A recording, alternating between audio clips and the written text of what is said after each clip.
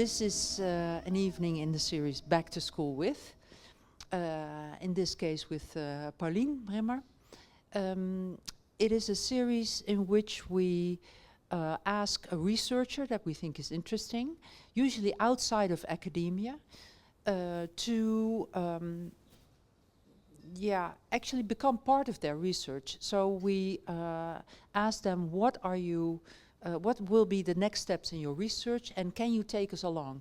So it's not like the researcher is looking back on his or her work, but it's ongoing work. It's work in progress. And this time it's on the building site. It's the second evening, and I think, Pauline, you will talk about the first evening yourself. We have a really cool set of speakers tonight, so happy you're here, and happy to hand you the phone. Okay, thank you. Thanks. Hello everybody, very welcome. Super happy you are here on the second evening of the Cyclus, the other building site. And thank you so much, Michelle, again, for this hosting us and having and inviting me, and the Independent School for the City. And also thanks to the Stimuleringsfonds for their support. So for the ones who weren't here the first evening, I'm Paulien Bremmer. I'm an architect in Amsterdam, working under the name Paulien Bremmer, Studio Paulien Bremmer, sorry. And except for building, I also teach, I make and I research, and these evenings are a part of the latter. So this is the second evening in the series, the other building site, and it is a research, it is based upon a research I initiated into other ways of building as alternatives to the existing extractive masculine system driven by time and money that we encounter on mainstream building sites. So this research is basis for those 3 back to school evenings. The first evening we had a month ago and explored the conventional building site and historic alternatives. The second today explores contemporary alternatives, and the third evening we'll talk, that's in 2 weeks, we'll talk about more autonomous alternatives. And we invited for the third evening Espace I Go, House of Annetta, the sailors from Le Bateau, and the farmers from capitalism. See the website of the school. I'll give you a small retrospective of the first evening, and after that an introduction of the speakers to end with a kind of mini item. So I started a month ago the series of presentation with an overview of the research, the other building site. With part 1, the conventional building site, where time and money are driving forces, and under the guise of efficiency, the architect is increasingly kept away. A masculine culture, often lacking transparency, with in 2023 12 deathly accidents and 50% of the construction workers disabled upon reaching retirement. Part 2 today. So luckily there are alternatives. So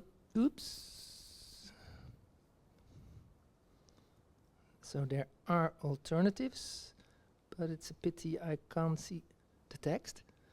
So there are alternatives, and those alternatives I express them in genres, or I divided them in genres, like the geo-based building site, or the building site of participation, the building site of the digital building site.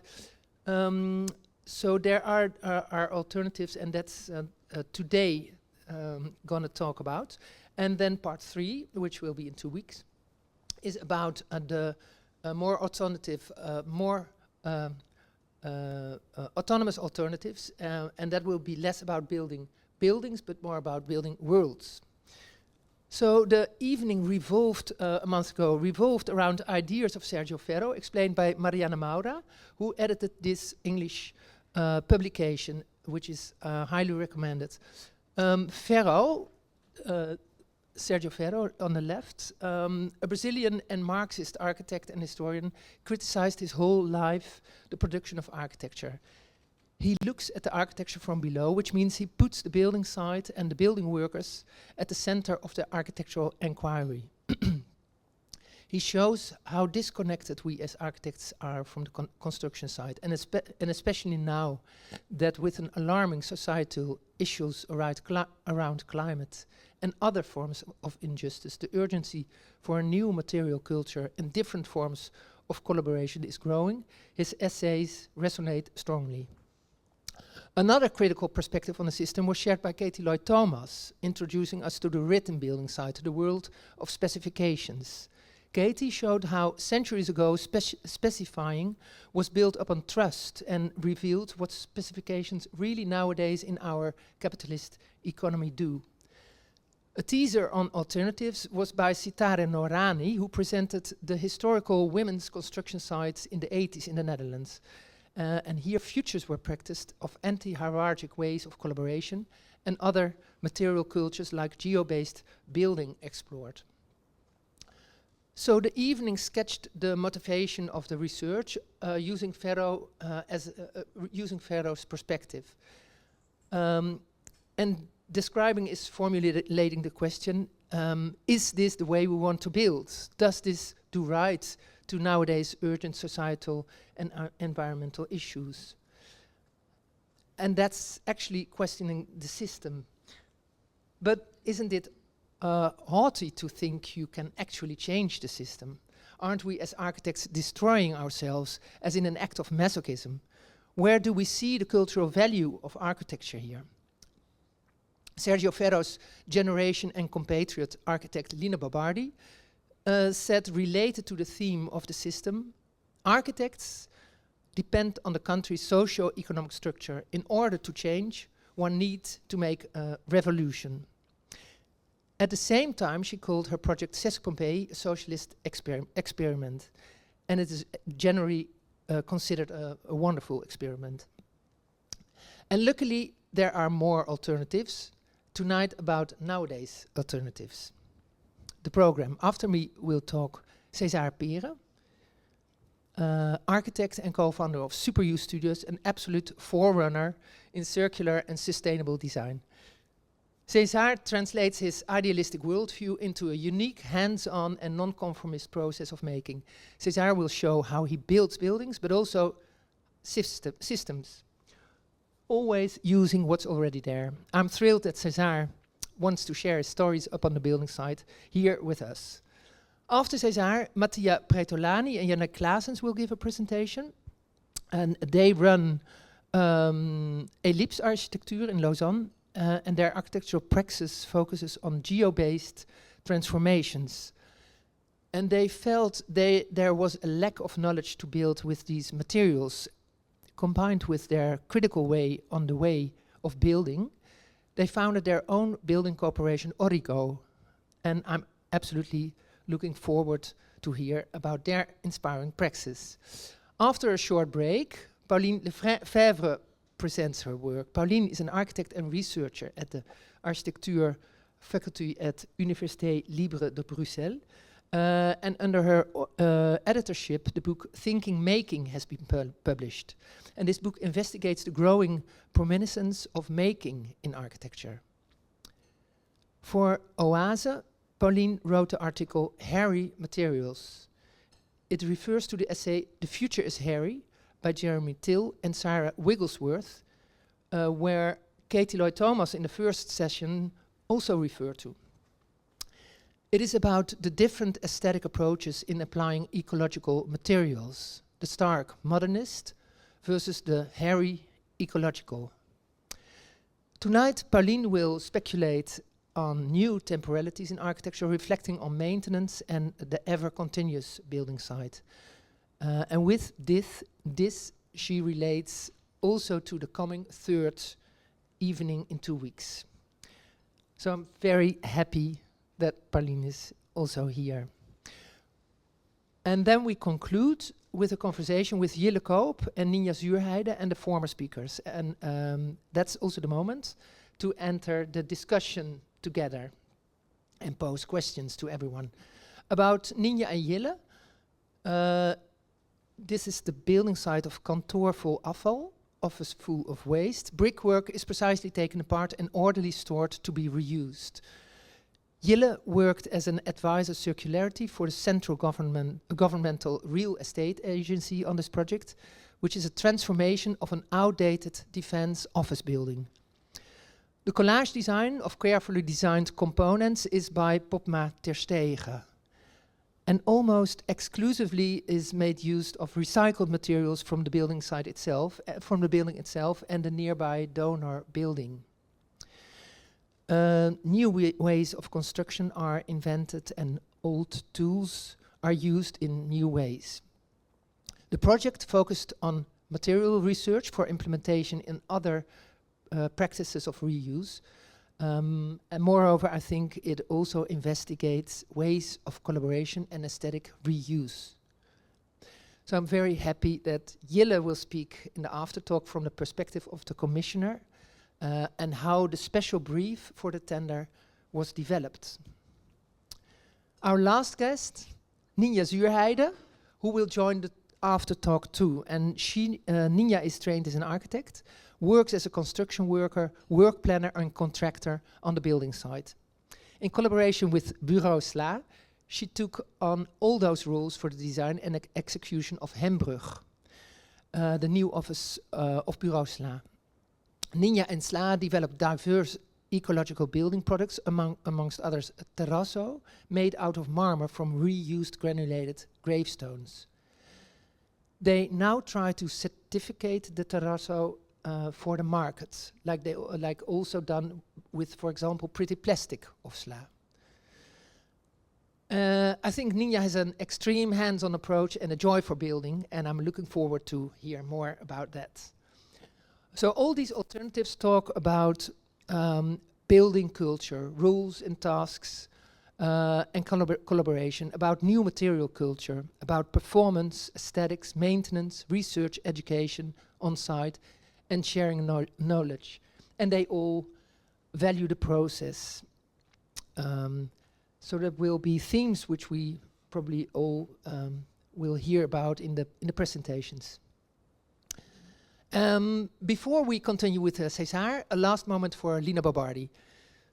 Following the research, I was curious how Lina Bobardi had related to the building site. Sergio Ferro and Lina Bobardi, same generation, both from Sao Paulo, must have known each other. Had there been an exchange of ideas between the two? I couldn't find out, but was nonetheless surprised. A Google search Lina Bobardi building site turned up this image. The photo is clearly staged. The building site of the MASP, it's the building site of the MASP, Museo de Arte Sao Paulo. Bobardi in the center of the image, next to Vincent van Gogh's painting The Schoolboy. Is it a mock-up for the design of the so famous scenography? Around her, in a semicircle, standing men wearing construction helmets. Are they construction workers or maybe engineers or design staff? Their clothes is quite chic and spotless, different from that of the construction workers at that time. Is it a feminist statement? Bobardi considered herself an anti-feminist. She never experienced any gender issues, she said. She considered the struggle for class equality far more important. Bobardi sits on a stool with bright white drawings on her lap. Does it thematize the separation between design and execution? The conflict Sergio Ferro writes about? So I started reading and found this, that asked how she worked on the MASP, Lina Bobardi said she didn't have an office at that time. She worked in the silence of the night and spent her days on the construction site. She used the construction office on the site as an unconventional design studio, allowing her to develop close dialogues with the technical and construction crews, and especially with the foreman. It would have nurtured her romantic approach to the building site as a pre-modern laboratory, recalling the Italian guilds of masters and artisans. Bobardi designed a suspended solid volume with a closed facade covered with tropical plants, but the construction office considered that far too heavy. A long delaying conflict ended up with a much lighter glass facade. Besides the lack of money, this conflict was one of the reasons for the long construction time of 8 years for the building. Asked to postpone the completion of deadline, Lina wrote to the municipality, "Behind the scenes of every architecture project, the struggle between the architect and the owners of the construction company reaches dramatic proportions." The deadline was pushed for 4 months. Nearly 10 years later, Bobardi was commissioned to design Ses Pompeia, the transformation of an existing textile factory into a leisure center. Marco Ferraz, here on the right, writes, "In 9 years, we developed the project together with Lina, a daily activity in the middle of the construction site. We designed the building and developed the program there. We supervised the work, experimented with the execution, and collaborated intensively with technicians, artists, and especially with the workers. It was a revolution in the modus operandi of prevailing architecture practice. In other words, the separation between design and execution was here minimal.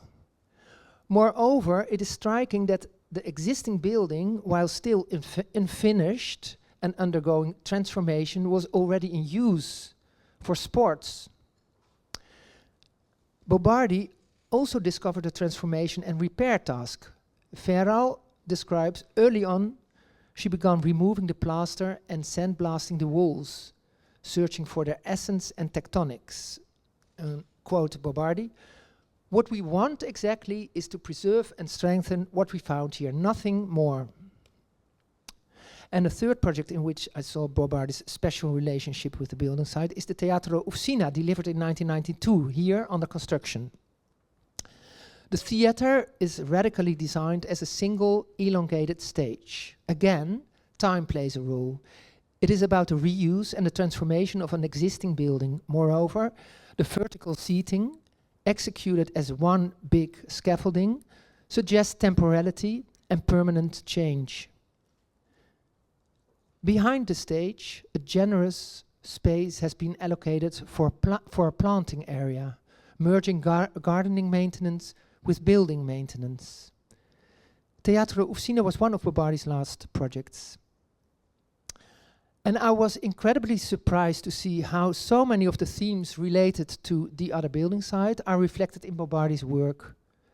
Politics, collaboration and new tasks, the merging of design and execution, experimentation, process, transformation, repair, permanent temporality, the aesthetics of the construction site, and building maintenance merging with gardening maintenance. Thank you. Cesare, the floor is yours.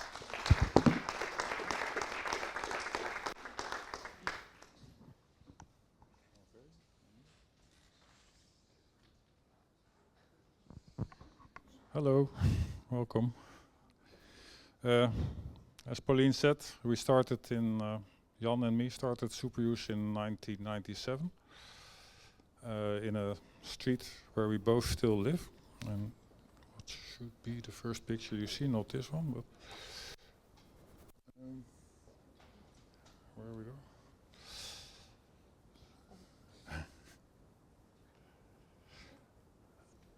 And it was a street that at that time was squatted, amongst others, by Jan and a few other architects that lived there and other people. And that had a few consequences. We could stay in that street for the next 15 years, as long as we did all the maintenance ourselves. We didn't have to pay rent, we just had to take care of the maintenance ourselves. So we had quite low costs, which meant that we could dedicate our time to our architecture studio. This is the street, and that's the house in the middle is where I live, and next to it is Jan's house. And so we also we made two big decisions when we started our studio. We wanted to work towards an integrated social and sustainable architecture, but we also decided we wouldn't do competitions and we would only work with waste materials. So in that time, no other architects worked with waste materials, so it was quite a challenge. So it meant that we had a lot of time to build our own studio. This was our own studio, built from the scraps from the Architecture Institute, but it also meant that we were building ourselves. And the first project that we built from washing machines is the Miller Space Station. It was kind of like for us to prove that you could make futuristic architecture that was sustainable and made from waste, but we built it ourselves. So in the start, most of the stuff we did with our team, and the first commercial shop was this shoe shop that we also built with a team of architects and artists and furniture makers. And we learned a lot about how to work with waste materials and what that would mean for if you would do it in the normal way with a contractor. And that meant that by the time we started doing bigger projects, we couldn't do it ourselves anymore and we had to involve contractors. And then we also knew that we needed kind of a special way of working and a special system. That's why we developed these steps, where we first investigate the project very much. We try to find out what kind of waste materials are available at the project time. And we also start developing our relationship with the people that have to build the project. And in that, we developed something that we called dynamic definitive design. It doesn't sound like a definitive design, because it's still dynamic, because quite often things change during the building process. And in one of the first projects that we built in this way with a Rotterdam contractor, Erik Bouwmeester, it really meant that he priced the project as if he would build it with standard building materials. So we made kind of like, we knew what had to be built more or less, and then he made the price of everything in a kind of standard and a little bit more expensive, because it would be more labor intense for sure. And then during the process of building, we met every week with the client, ourselves and the builders, to discuss how it was going, and if things were more expensive or more labor intense, we would probably have to change something. So it made a really open working atmosphere, where it was a collaboration between the three involved parties to get the best results. And but slowly the office grew, and now we don't build ourselves so much anymore. So last year I organized a workshop at the Verbeke Foundation to get the team to work hands-on again on the space station that is now in the museum. And I've set up a different office. It is a mobile office, Superuse on-site, because I wanted to be closer to the project. That was the first project we did in this constellation, was as Superuse on-site, was a house in a community in Wapserveen. The Hobbitstay, like a 60s community with a lot of Randstad refugees living there, families, younger families, and chicken and other animals. And so step one in the process is to get to know the project site and the inhabitants of the project. And then literally go there with a van, that was our camper. And you start wearing the same kind of shirt as the inhabitants, so you kind of like come closer to each other. But literally it's about spending weeks there and sleeping there and having a campfire and having not only discussions but also real human-to-human conversations and getting to know the people and getting to know what moves them. And from that developed the design. And also from feedback on first design sketches with the children involved and everyone there involved, but also talking to the government already when you're there, and involving the people that are going to build and mapping out what kind of waste materials there are. So we have quite a lot of knowledge as Superuse about how you source the waste materials, but then because they had a very small budget but a lot of people, we decided to teach them how to harvest. So we involved the builders and the inhabitants in the collecting of the waste materials and helped them build network in the environment where they lived to find the materials needed for the project. From that came this harvest map, and you see that's from their own website. So this is our harvest map, but they published it on the website. Here you can see, like the straw is only 267 meters from the house. You will see. And also, getting to know the people means you start to get to know what are their skills. So you also map out the skills of the people, which starts to relate to the different building process, because understanding their skills and also their ambitions for the future, we understood that there were a few people that were really good at building, and metal and wood and technical guy. There were some people that would be really good in doing the research for the harvest map, Janneke and Gosse, and then we also concluded that we needed a lot of volunteers, and for volunteers you need to basically attract those people somehow. So they were doing a kind of crowdfunding and public relations and legal things, and then if you have a lot of volunteers on your building site, they also need to eat. Well, you can buy all the food in a supermarket, but since it's an ecological community, they also want to grow food. So we started getting, so the whole community got involved in the building process. From that and in the end we would have a building company, we would have a resource company, a workshop organization company, and food production. So that was also what the community needed to become more circular as a community, but it was also what was needed to build the house. So it starts to resemble a little bit the picture in the top right, which is how the Amish are working. Like, you don't just build a house, you have a community, and with that community you build a house.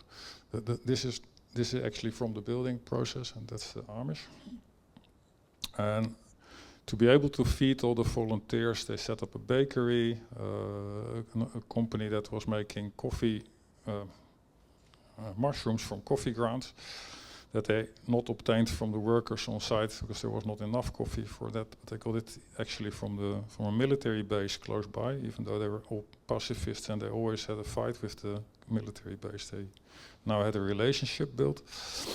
And they started growing more food in their garden. And another thing we used to make it possible to build with volunteers and their own teams is that we divided the building into these steps, which seems obvious, but it's like you first make the foundation, then the wooden skeleton, you put a roof over it, and then you start filling in underneath. And in every step you need a different team. So in one team you need more carpenters, in the other with the straw building and the mud you can use much more volunteers.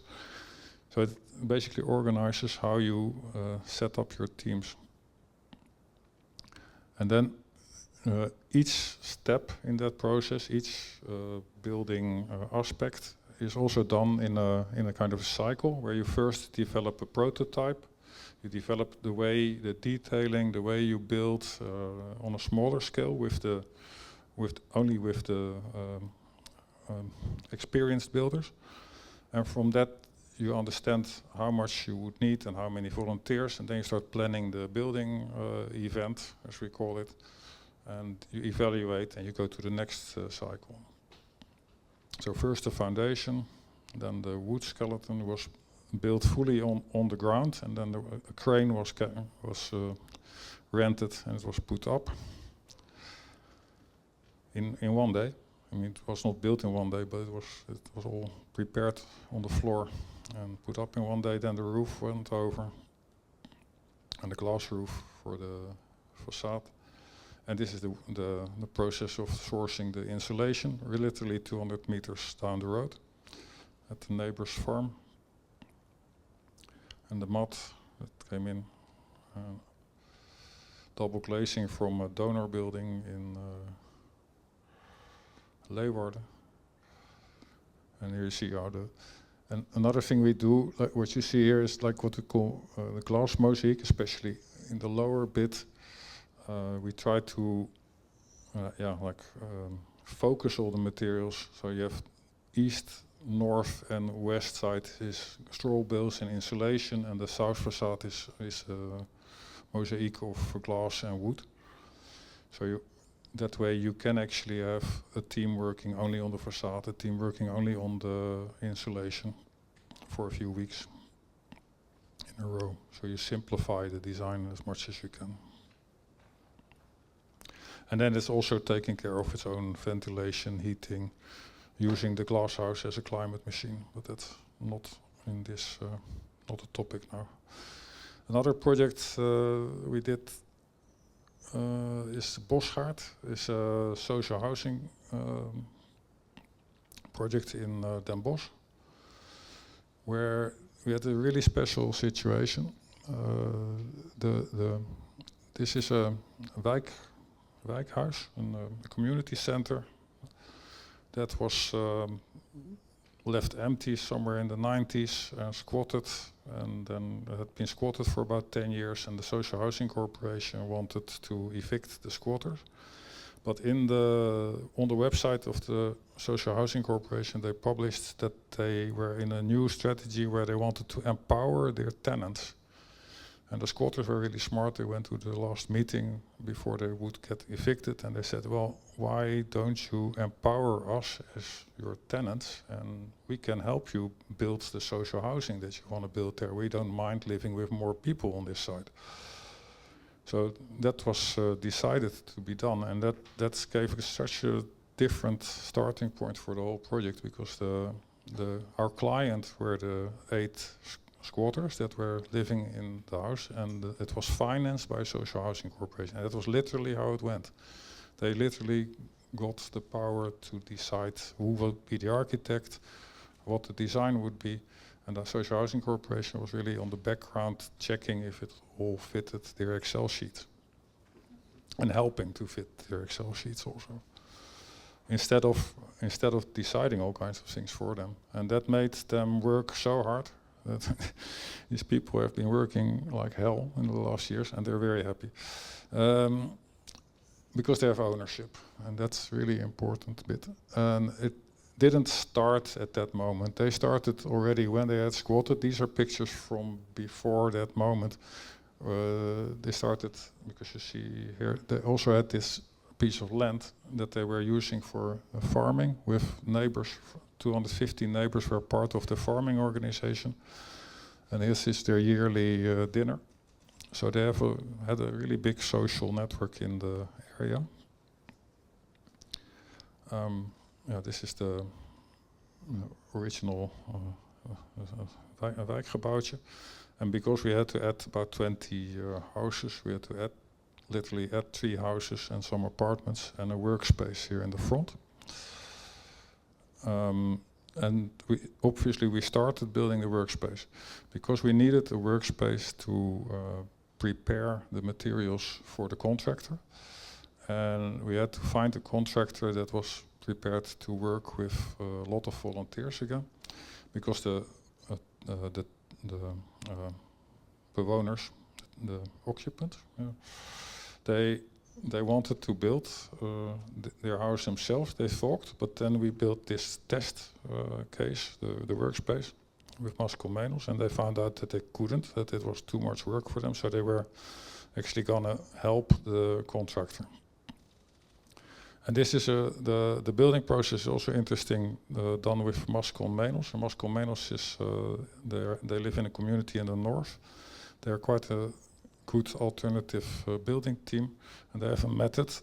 Their building method is always with these columns and with that connection point that you can see. So you can build square buildings or also round buildings like that way.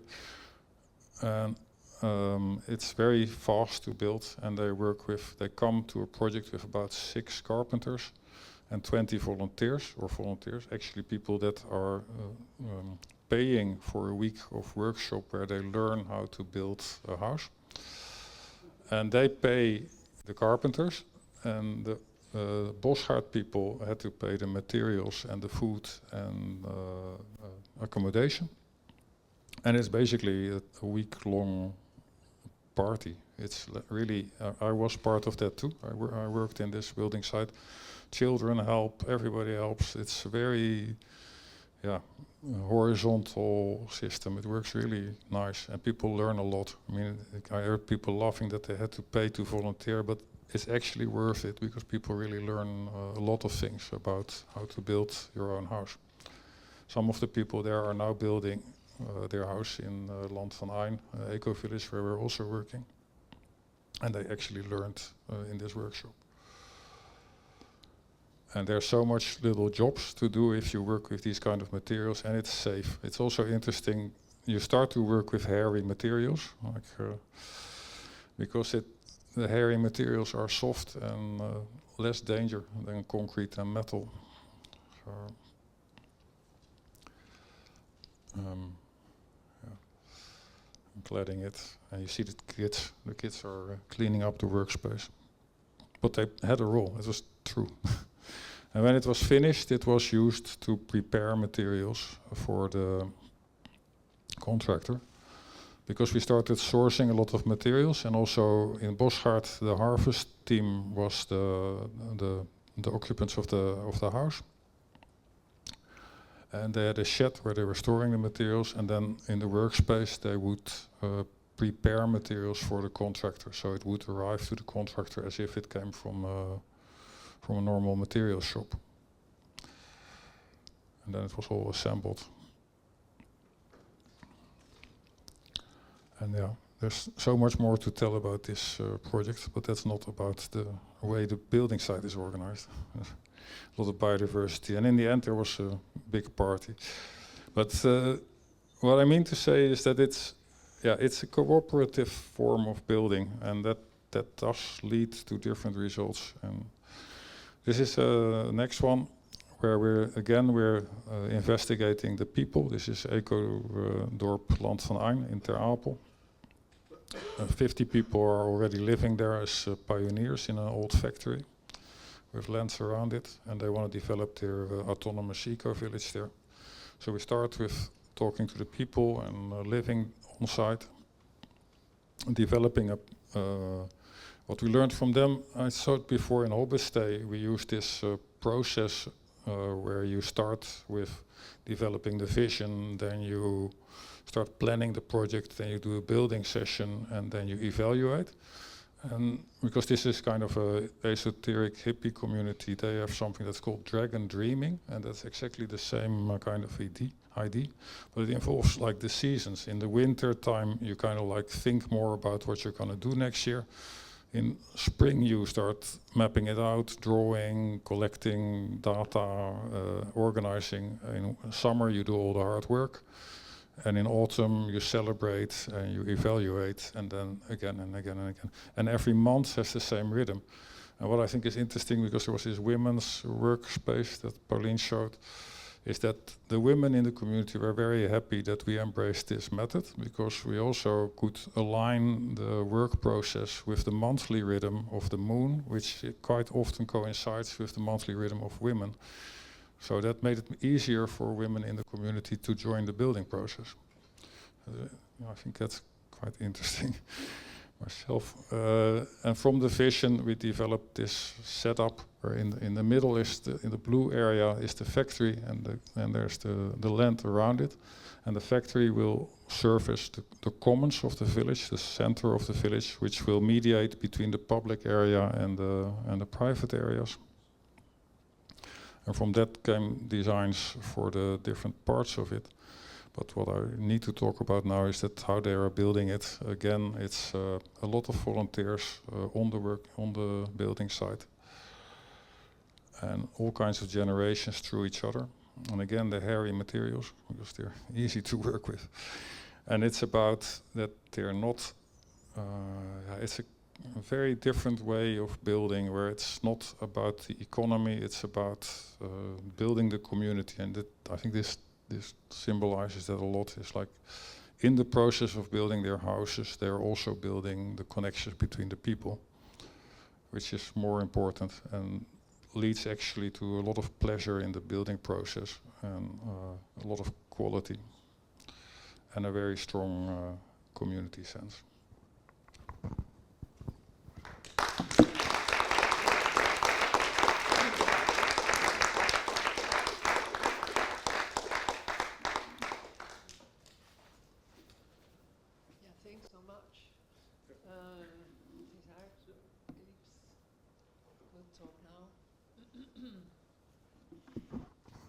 Good evening. This is Mattia, and I'm Yannick, and we are really pleased to be here. Thank you, the school, for the invitation. Thank you, Pauline, for bringing us here from Switzerland. So tonight we are going to talk about our daily working life, which is separated in two entities, two sides. So we are architects, and we studied together. And in 2018, we founded our office right after the study.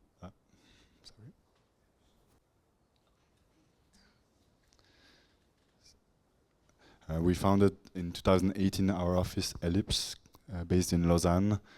We are mainly working on transformation of the existing building, addition, transformation. We are quite young. We are 8 people, mainly in the 30s, international. And we also try to work, of course, with geo and biomaterial, but we will talk about later more. But in a way, we are in this office working in the system. So we have salary, we have employees, and it's also how we live and we gain money. But we have also a second structure, which is a cooperative called Origo that we launched last year, 2024, with 4 other people.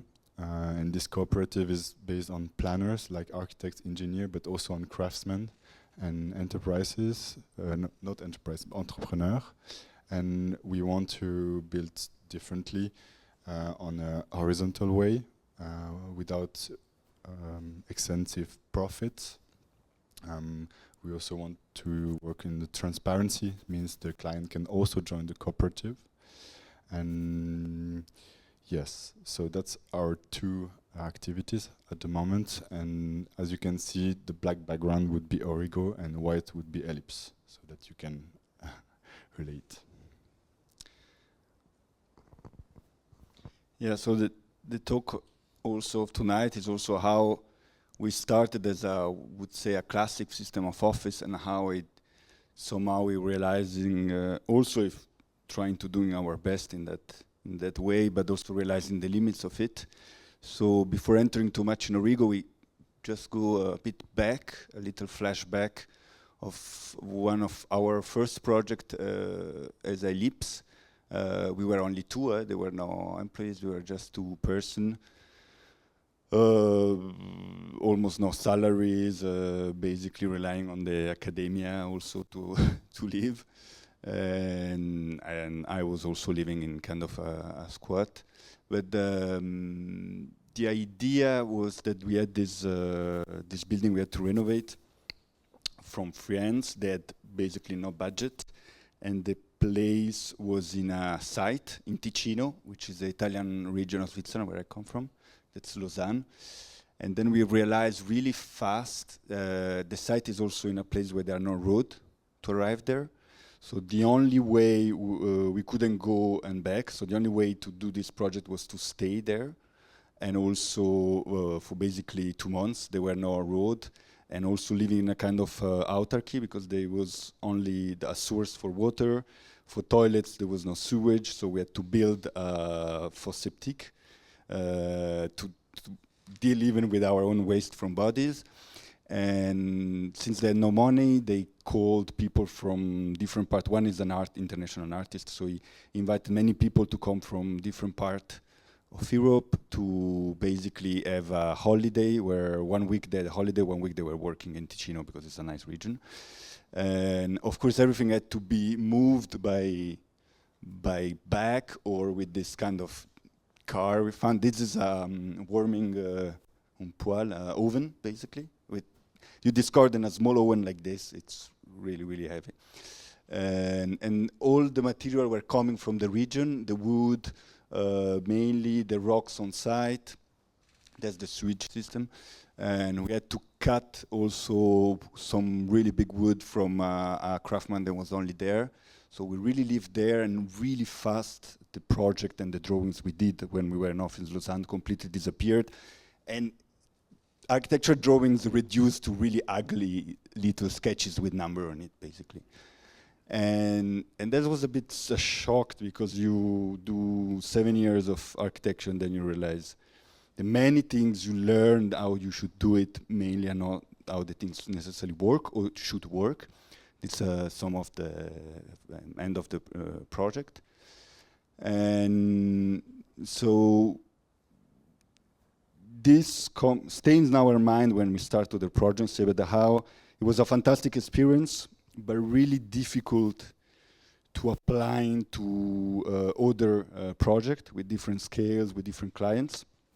There is another project, which is another project always in Ticino, which project made of a renovation of a really stone house with different volumes, then try to create a plurifamiliar house out of an old one. The client wasn't really in a rush, because at the time he was not living directly there, so there was a lot of time. He started in 2020 and he's still there and on working site. There was a really long process in which, since there was not this rush, craftsmen and also us as architects at the time to do things in a different way. And of course, in the village, they call it the Sagrada Familia, because it looks like in our hands, but at the same time, they also kind of like it. So biogeosourced material, clients also sometimes helping, but there are also craftsmen of the village working on it. We have clay blocks, cork, which is now, of course, regional, but the wood, yes. And so also there we realize how things could be different if you have the time also to do it differently. Of course, also a lot of the design process was done directly on site. And then again, how can we scale up these things? How can you do a project of a certain scale and suddenly imagine the same on larger scales? And you realize then with time, of course, we had people then we had to give money to employees with salaries. And salaries is a system that is shaping and forming our society and how we live. And it's also a trap, of course, in which it's really difficult to come out of it. And then we realized then to go out of that limit, either you change completely the political system, and that's a bit, you need a revolution for it, but which would be also a possibility, of course. So we tried to recreate a different structure with different rules of that game. And Switzerland has a really old tradition of actually Kropotkin used the Switzerland countryside as really the example of the entraide in his book, because Switzerland never had a central power. It never had a king. It never had so it's a confederation of states. So in the countryside, for many years, there were entire region of countryside people with no central power. So they were really helping each other to build constructions. And so we say, okay, but this is always happened. Why we can now rethink differently how we work?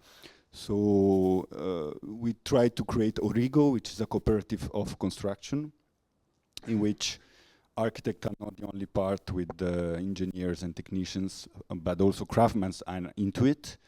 By accepting then a craftsman as a skills to craft, and we are now, even if we like to work on the working site, I'm not a carpenter, and also a way of respecting what the carpenter had learned in his life, and also what is his role, but working together. And this, of course, with the idea of non-profit, of working only with bio-geosourced material, or emploi. And for that, we started the cooperative.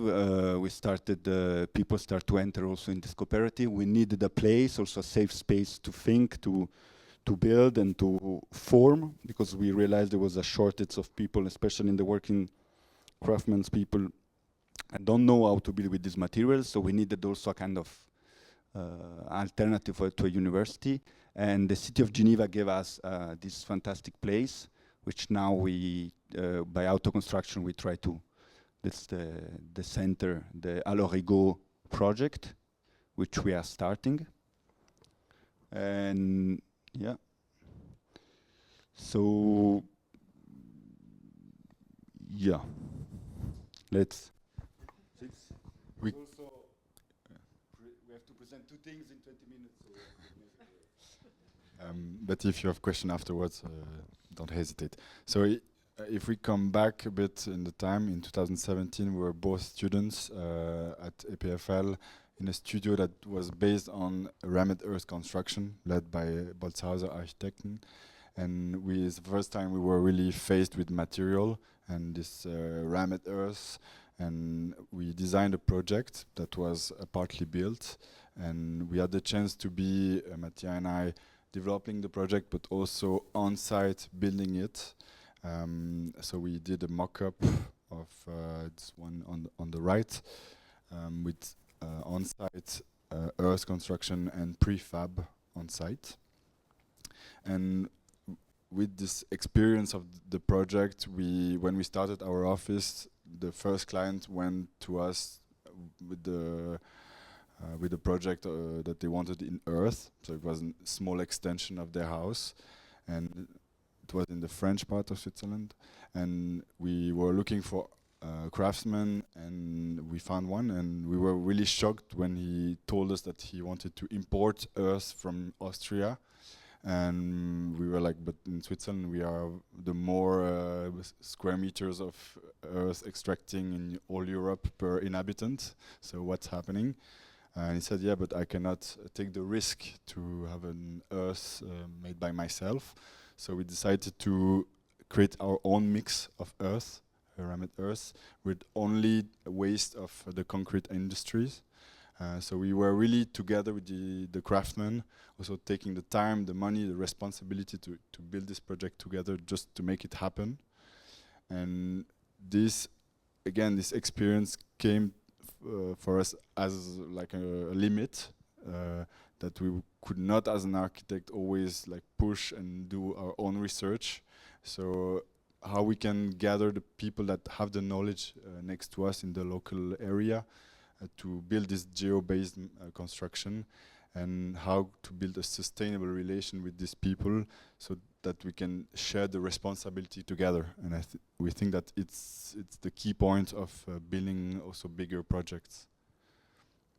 So quickly, geo-based is made of earth, clay, stone, sand, and bio is everything that grows, like hemp, wood, sheep wool, everything that grows. And we also, in Origo, want to reuse, of course, because we think when the material is there, it's already perfect. So projects that we are now involved in the cooperative are different scale, but this one is quite big. It's the new ice ring in Geneva, won by a group of architects and engineers, and the politics imposed that they have to rethink the material that they were using. So they called us to really give alternative, give solutions, how to, the first question was 4,000 square meters of wall, of cement bricks, and we had to think about solutions. So we did a big analyze, and we went with this kind of diagram and sheets to tell them, or to give them arguments whether they should choose this one or the other one. Is it a financial? Is it a sustainability? Is it a finish? So we were really guiding them, and now we are realizing like big mock-ups like this for the client, the city of Geneva, in order to make the final decision. But it's in a really good way. So we are gaining more and more square meters of all the other parts of the building. So, but the main goal was to reuse the extracting earth, because they want to dig a lot, like 4 levels. So we have unlimited square meters of earth coming out, and yeah, that's the goal. The architect of the project are always almost terrorized by us, because every time we arrive we say, but this material we can also change, and this material we can change, and we try to change everything of their project, but at the end it's the project of everybody there. And of course this arena, which is a massive project, which also maybe is problematic, but we had the idea then we had to democratize this, divulgate this kind of materials to also the big projects, because we know many architects and craftsmen using these materials, but they're always in certain community where things are ready, people know and they're aware of this, but how to scale it to a place where unfortunately lobby of concrete are really strong and change. And with time we realized that waste, it's really strange what we call waste. And in general we forgot to think that when we work there is ground under, we tend to forget that there is soil under us, and that also we tend to forget that everything we build comes from somewhere. That every pillar, everything we see, has been extracted from somewhere else. Of course, if I take this object to try to understand what's the hole he made in some part of the planet, it's really difficult. But the other materials were much more honest on what they are, the negative imprint in a certain way. It's like if there is a complete negative city of the world somewhere else in a hole in the planet. And this is, I found it a fantastic image from 6 centuries ago from Taccola. And he shows how a column it's carved from the rocks and transported on the site of construction. And what is really fun is that the column, to draw the negative of the whole, he didn't know maybe how to do it, or maybe it's a genius, it's probably both, but he drew a column but painted in black, basically. So it's like his knowledge, he knows that there is a negative building somewhere in the world that has been created. And that's earth construction at the moment. The earth extraction in Switzerland is treated by law exactly like the waste, other waste. Like there's almost no difference in how it's treated. You have to put it in wastelands. Extraction in Switzerland, it's absolutely the huge quantity, the major quantity of waste in Switzerland is extraction. And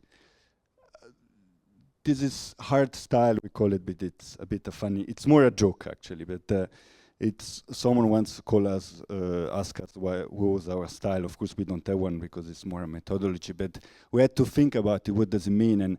And we realized that these materials, what they're really, or soft materials, we call them, because you have to think how to put them, how to protect them, how to use them. They also have these fantastic things of coming back to a natural state, right? And a state of gravity somehow, which is maybe the letter A of Bécéder of tectonics. Like the first state of architecture is basically this. And then you go and you realize that nowadays more and more how we build has nothing to do with tectonics or how material show themselves and treat them together, but it's more a symbol or of something else, especially of images of powers. And then hard style for us is also this idea of Stonehenge is kind of the letter C maybe of the alphabet of tectonics. And since we are in Rotterdam, hard style is also something else, but it's also, it's actually the Haken or the hard style dance comes from vernacular early dancing. Is simply emphasizing, exaggerating vernacular moves, and that's what we think we try also to do, to exaggerate vernacular up to where we understand, and this is concrete, and that's earth, that's concrete again, and we try not to hybridize things, but to clearly separate them also for the future. And that's the same with stone, for example. This is stone construction with only seismic steel part for holding everything together. And yeah, again, Origo. We have this poles: construction, research, education, and entraide, which is humanitarian actions. But the research, we basically experiment and do new materials, or we experiment materials in order for people to use them because of norms. And this is a material we are creating now. It's taking the Japanese knotweed, Renouet du Japon, which is an invasive weed. Then it's growing everywhere in Switzerland now.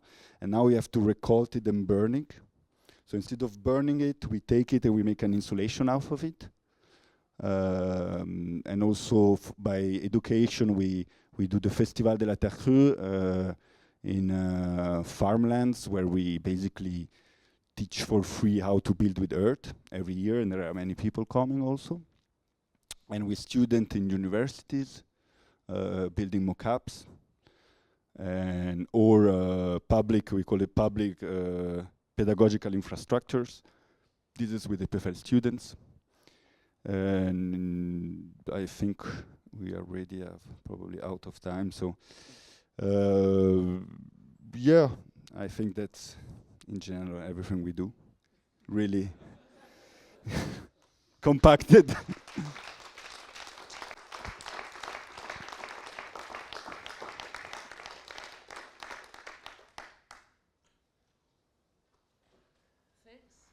we have a little break now, right? But we do have a little time maybe for some questions. Though after Pauline we will have a collective talk, but maybe there are already urgent questions. Or should we keep it? Yeah.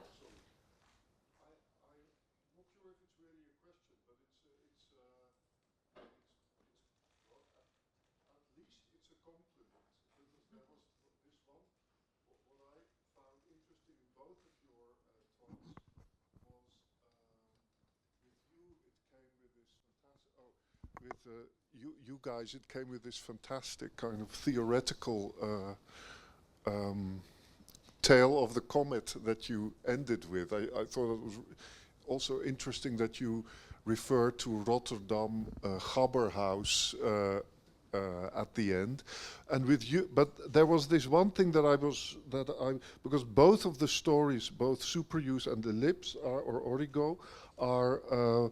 There's a lot of talk, and there's also kind of an aesthetics of authenticity, right? Also, you refer to that very explicitly. But there's also this other thing, and I saw that also in Superuse. There's also the authenticity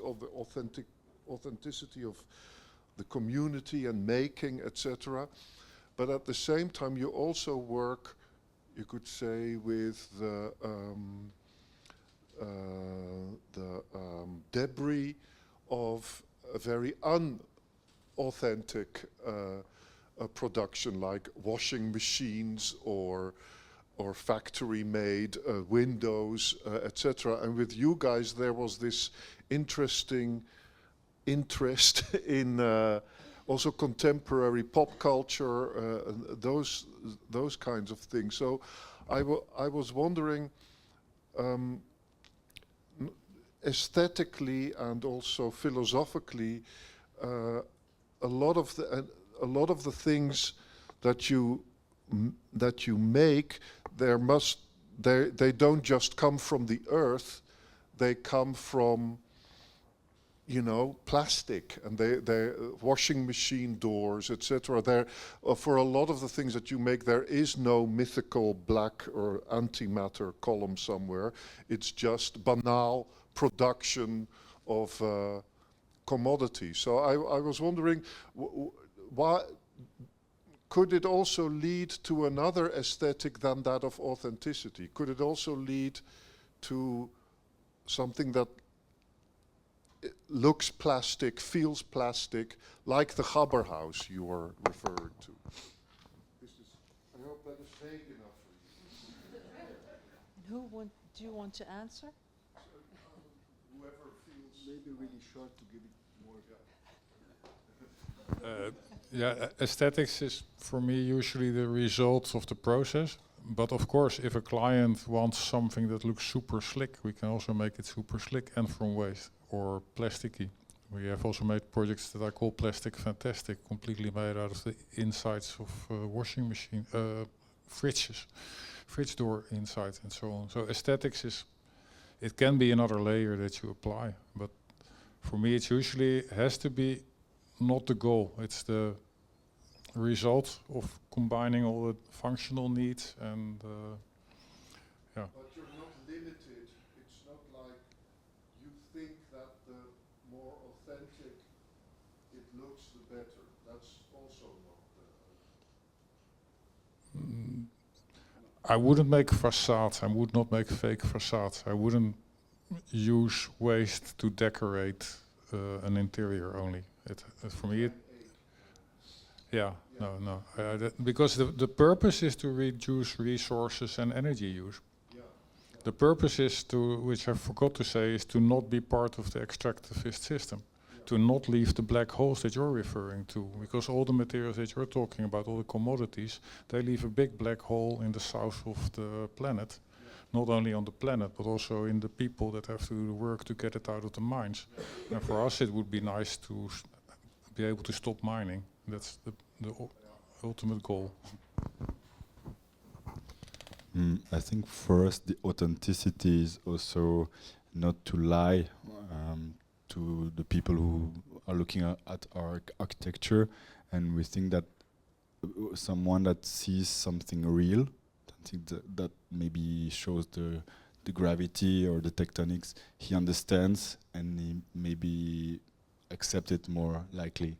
And we think that our architecture will be more integrated in the territory if we are also true to what we express. And even if it's complex, people will understand in a way. I don't know. So if you would work, let's say you would work in a very densely populated, industrial, urban situation, could that then lead to kind of collage? I mean, what does authenticity means is also this the question, and of course, I thought about Slavoj Žižek when he talked about the love of waste in the sense of how nowadays we live in a place where plastic is everywhere. So maybe another way of going is like we should maybe start to love this plastic, to start to reappropriate in a different way also this trash, because it's already there and it's part of our world. And trying to just forget it, it's also completely different. So I don't think there is only one answer, of course, and I think we have to navigate between understanding then something made of stones still has its quality, but doesn't mean it's a truth, then universal truth neither. But still there is a certain value to it as a material, also of health, because it's healthy to live in a biogeosourced material. Let's not forget it. It's not only about ecology, it's also how many pathologies we have because of polluted air in the domesticity. In Switzerland, in average, habitat is 5 times more polluted the air than outside. It means people go out to run with the mask, but then inside is much more worse, actually. And so this is also a question. But it's true that I think we have also to change aesthetics. Anyway, I mean, architecture is also part of aesthetics. So we tend to say we don't have aesthetic, we have a process, but aesthetic is always there. We always make aesthetic decisions. And even people, every person makes aesthetic decisions. So aesthetics are there and should be acknowledged too, probably. And but yeah, it's a huge question. We cannot answer it now. Yeah, isn't it true that this question on authenticity might also come from the resemblance between some of the methods that you use and the way that you work with the future inhabitants? There is a resemblance there with these processes in the 70s that are kind of hippie-like. And then authenticity was also referring to nature and natural elements. But in this case, authenticity can also be washing machines, right?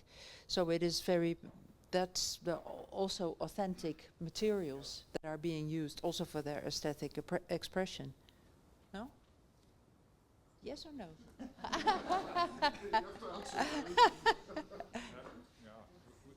We started using the washing machines because we knew there was one company in Rotterdam that recycled, I think, 50,000 every month, which is the waste of the Netherlands. And so we thought, we want to see what we can do with that. So I don't really understand the question about the authenticity. That's also a very clear answer. Any other questions now, or shall we save them for later? Yeah, maybe good to say. Yeah. Short break? Yeah. Short break. So it's not such an easy position for me because we just heard practicing architects who have amazing stories to tell because they design and build buildings, whereas I am a scholar, so I write books and texts. But I do that about practices, so maybe there will be something there, I hope. And the reason, I guess this is the plan of my presentation, but you'll see. The reason why I'm here, I guess, is because in the context of this research that I'm doing, and mostly a bit in the past, actually, between 2016 and 2018, I did ethnographic work, which means that I was conducting research, but I was doing that within practices and on the long term. So I spent almost a year in a firm in New York that you see here on the left-hand side, and half a year in a firm in Brussels. And what these firms had in common was that they deeply engaged themselves in construction. The first one had a fabrication facility that was more, it was also not just that, but it was way more high-tech than the one in Brussels. They were also active in digital fabrication and stuff like this. And in Brussels, I ended up in a firm that was working with earth construction. So there's some common elements here. And so even though it was not my topic, actually at the beginning, what I started to study, what I focused on was how and why, but mostly how these architects who use their engagement in construction as a way to make a difference in architecture. Why were they doing that, actually? Why did they feel the need, the urge to engage in building activities where it's not actually normally the task of architects who are designers and specifiers of construction, but not builders. So what's at stake in this enlargement of architects go beyond design? And the question was not just why such hybrid practices develop, but also what do that allow for? What does that allow for if these architects do that? So after these two extensive periods of fieldwork with colleagues of mine at ULB, we organized this conference, Thinking Making, where we invited other researchers to investigate these questions. We wanted to understand this desire that we could see was emerging among practicing architects and also students and teachers to engage more directly in building activities, in overcoming established boundaries between design and construction, adopting tools, developing activities that belong to both sides of this division. What were their motivation, but also what were they actually doing? What strategies did they have to use in order to venture in construction? Because it's not always easy, and it's also not a given. To what extent were they becoming builders themselves, or were they simply engaging in closer collaboration? As we've seen, it's not always a matter of becoming a builder oneself. It can also be a matter of better collaborating with craftspeople. Or also maybe even less than that, developing greater sensibility to workers, labor, and know-how. And so in the context of that conference, I participated with a bunch of my colleagues in a short collective study where we mapped 10 practices in Belgium. And we made an exhibition that was called X Artifacts. So we collected, basically we found 10 practices that we thought were engaging in construction, each of them in a very different way. And so it was a kind of a way to map also different attitudes and to kind of draw a spectrum of attitudes in this relation between design and construction. And we did that through artifacts that they produced that were kind of witnesses of this engagement in construction. So that's why the name X Artifacts.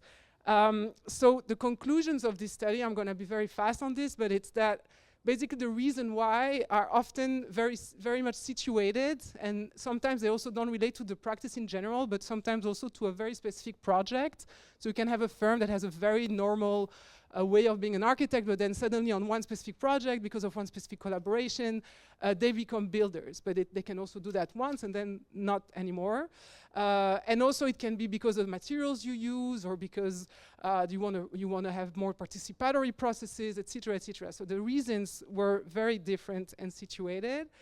Also the modalities following which this engagement can take place differ greatly, which tools, which modes of organization, which business models are engaged.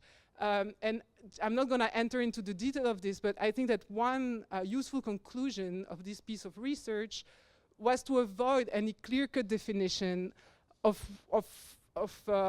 like there are architects who are designers and architects who are builders. It's more of a gradient of different practices that basically kind of venture beyond the boundaries in a more or less way. You have architects that are not architects anymore because they want to be builders, and others who keep being architects and can be temporary builders, as I just mentioned.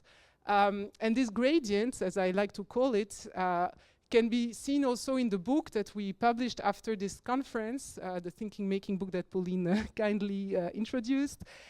In the very first pages of the book, so we start the introduction that you can see here with a practice that's called Collective Dallas, which is a Brussels-based collective.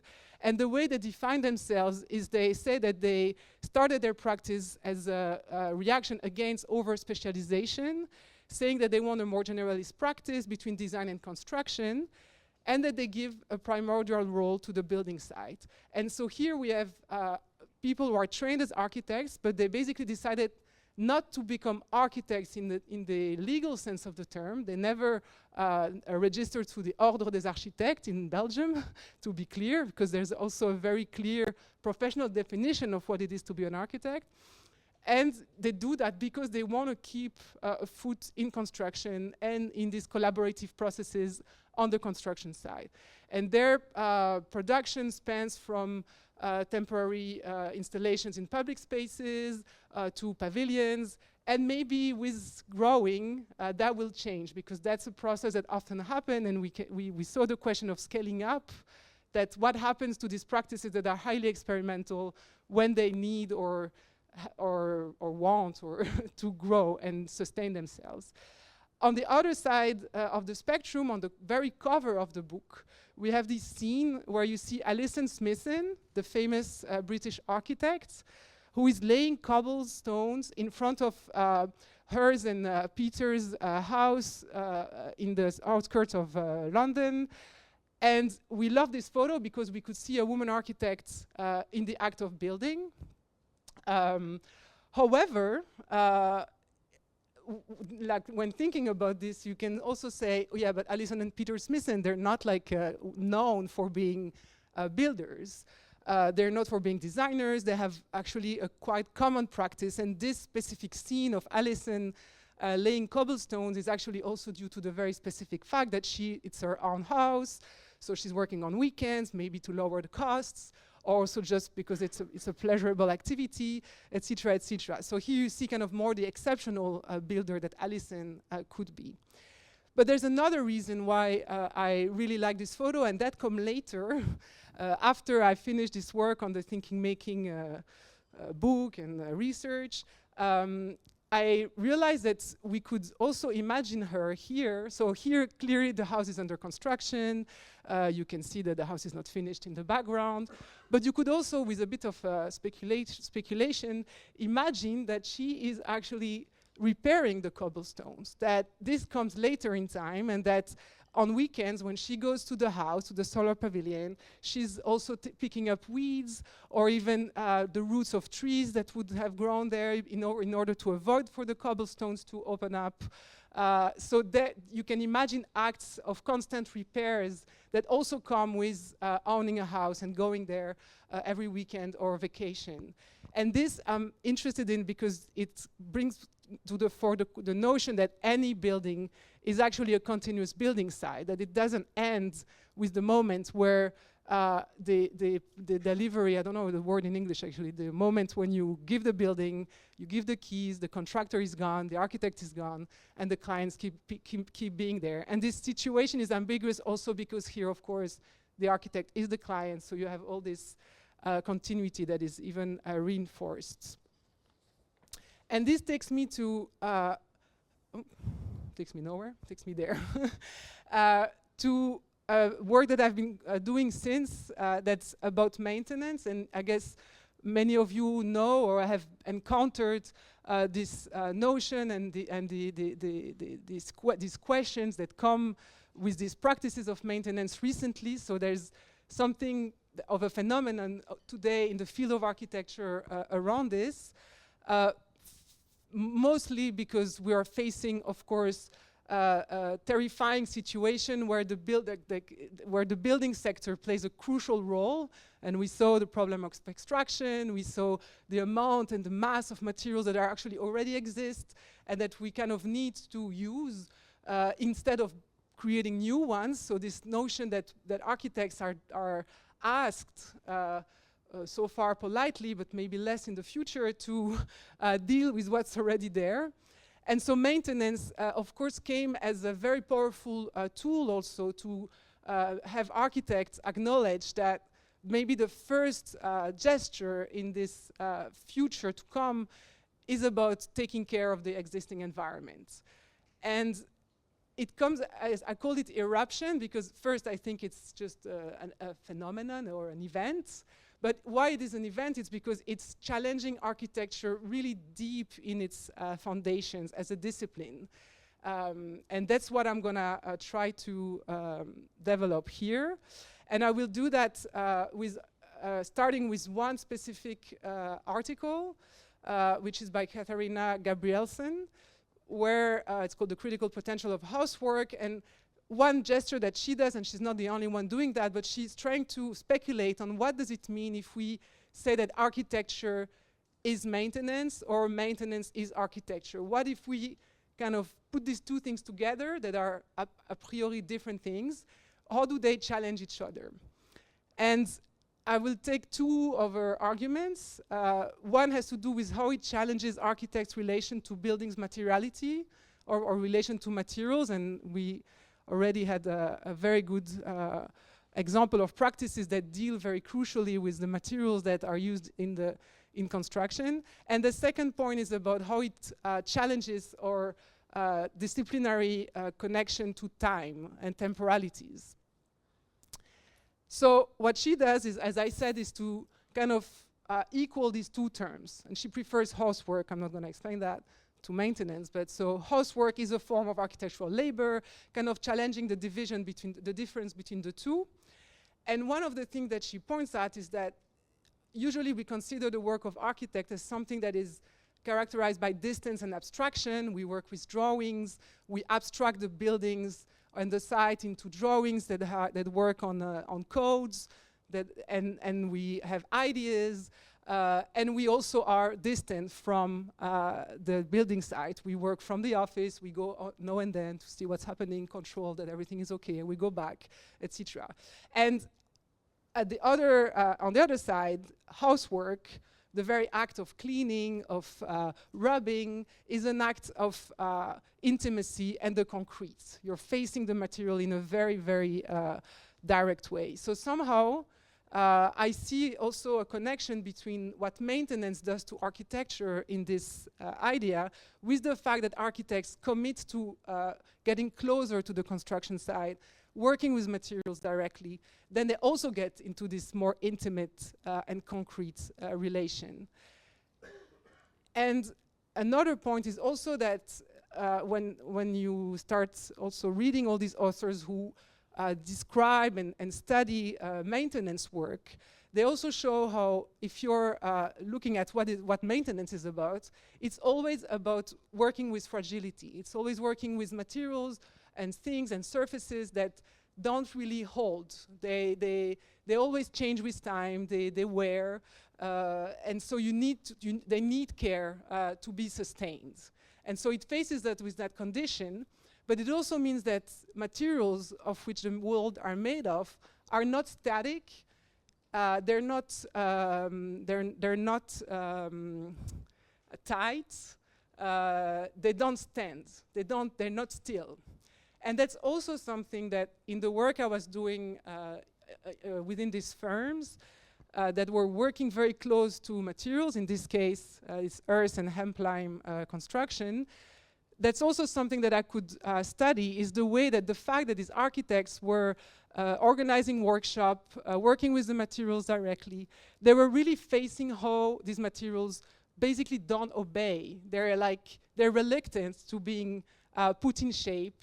They expand, they can get too liquid, you need so much care, so much precision into negotiating with these materials in order for them to become the building that you want them to become or to be part of.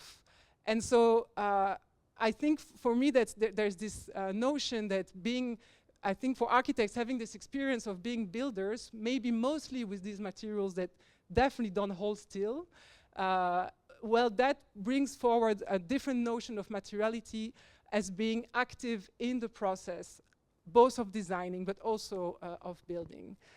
And so this is an example of all the images here are from this project in near Antwerp. Maybe you know it's from the firm BC Architects and Studies. No, they also have a third division that's called BC Materials.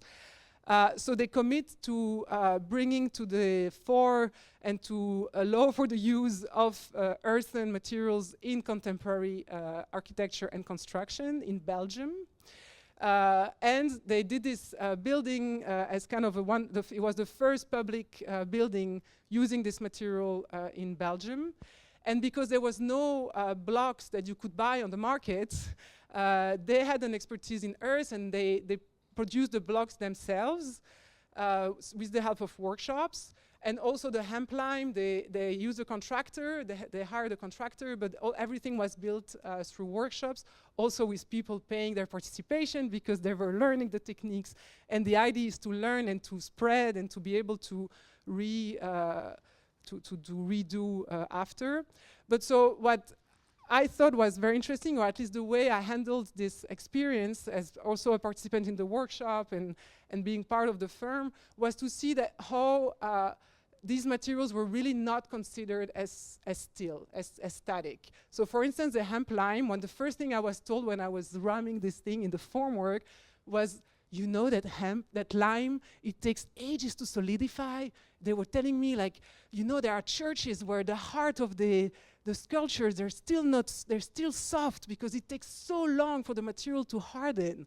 And so I was like, oh wow, so we're doing this building, but it's gonna remain soft somehow at the heart of it for so long. And maybe the surface will be hard enough, but it's gonna remain soft, it's gonna keep transforming, and so you're kind of in the process of things hardening, but never hardening completely, because also after you have the material moves depending on the atmosphere. You have users, they can chip parts away. So it's really kind of a relation to materials that is very different from the notion that we have blocks that are solid and that we're gonna stack one upon the other with very hard cement so that it doesn't move. And so it's suddenly completely reshuffling this relation. And so what I do now, I'm not going to talk about that, but I'm trying to survey these buildings that were designed and built a few years back, and I'm doing kind of a post-occupancy survey. So I'm going back on site to see also how they transform in time, know that they're used, how the users are also engaging these materials, etc. So the other notion that maintenance faces us with is the question of time. And I'm gonna talk only about two aspects. It could be more. But one thing, of course, is that maintenance is something that is repetitive. You clean your faucets in your house every week, maybe. Maybe every month they need a bit of vinegar because of the calcium that's stuck in there. Maybe every year or so you clear the filters, and you do that not for them not to necessitate further repair. You do that to avoid needing a plumber that will come and repair, or even worse, replace them, right? So it's a repetitive action that aims for duration. And that's completely different from what we're told to do as architects. We are told that as architects, you arrive in a situation that's a problem. It's a problem, it's not good, and you need an architect to make it better. You need an architect to make it better by transforming it. Usually radically, can be more or less radical, but still, you're called upon because there's a problem and you need to fix it. And so the situation needs a change. So basically what I come to think is that architects' work starts where something ends. The situation that's there is not good, it needs to be, there's need for a new beginning.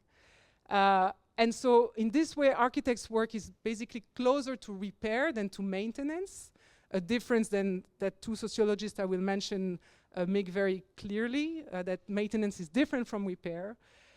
Because unlike repairs, maintenance is not disruptive. It is not marked by the clear, I think I have them just after, yeah. It's not marked by a clear distinction between a before, where the thing was broken or dysfunctional, and an after, when the thing works again, between two states of the world, like these two sociologists, Jérôme Denis and David Ponty, say beautifully. So I'm taking it from there.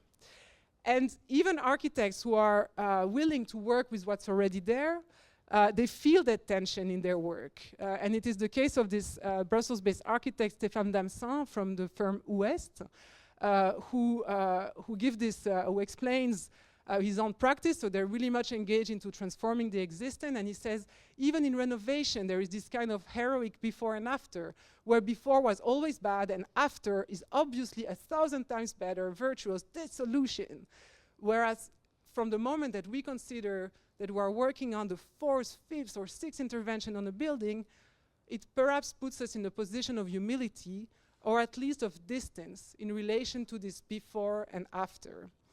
So I think it's a crucial thing for us to change that habit of thinking about the before and after.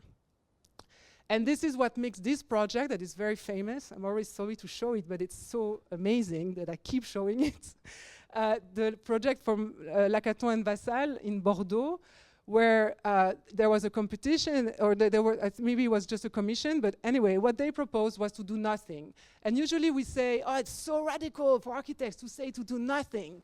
But I think what Robin Wilson says about it is even stronger. It's not what's radical about it. It's not so much to say that there's nothing to be done, but that there is something to be done, which is maintenance.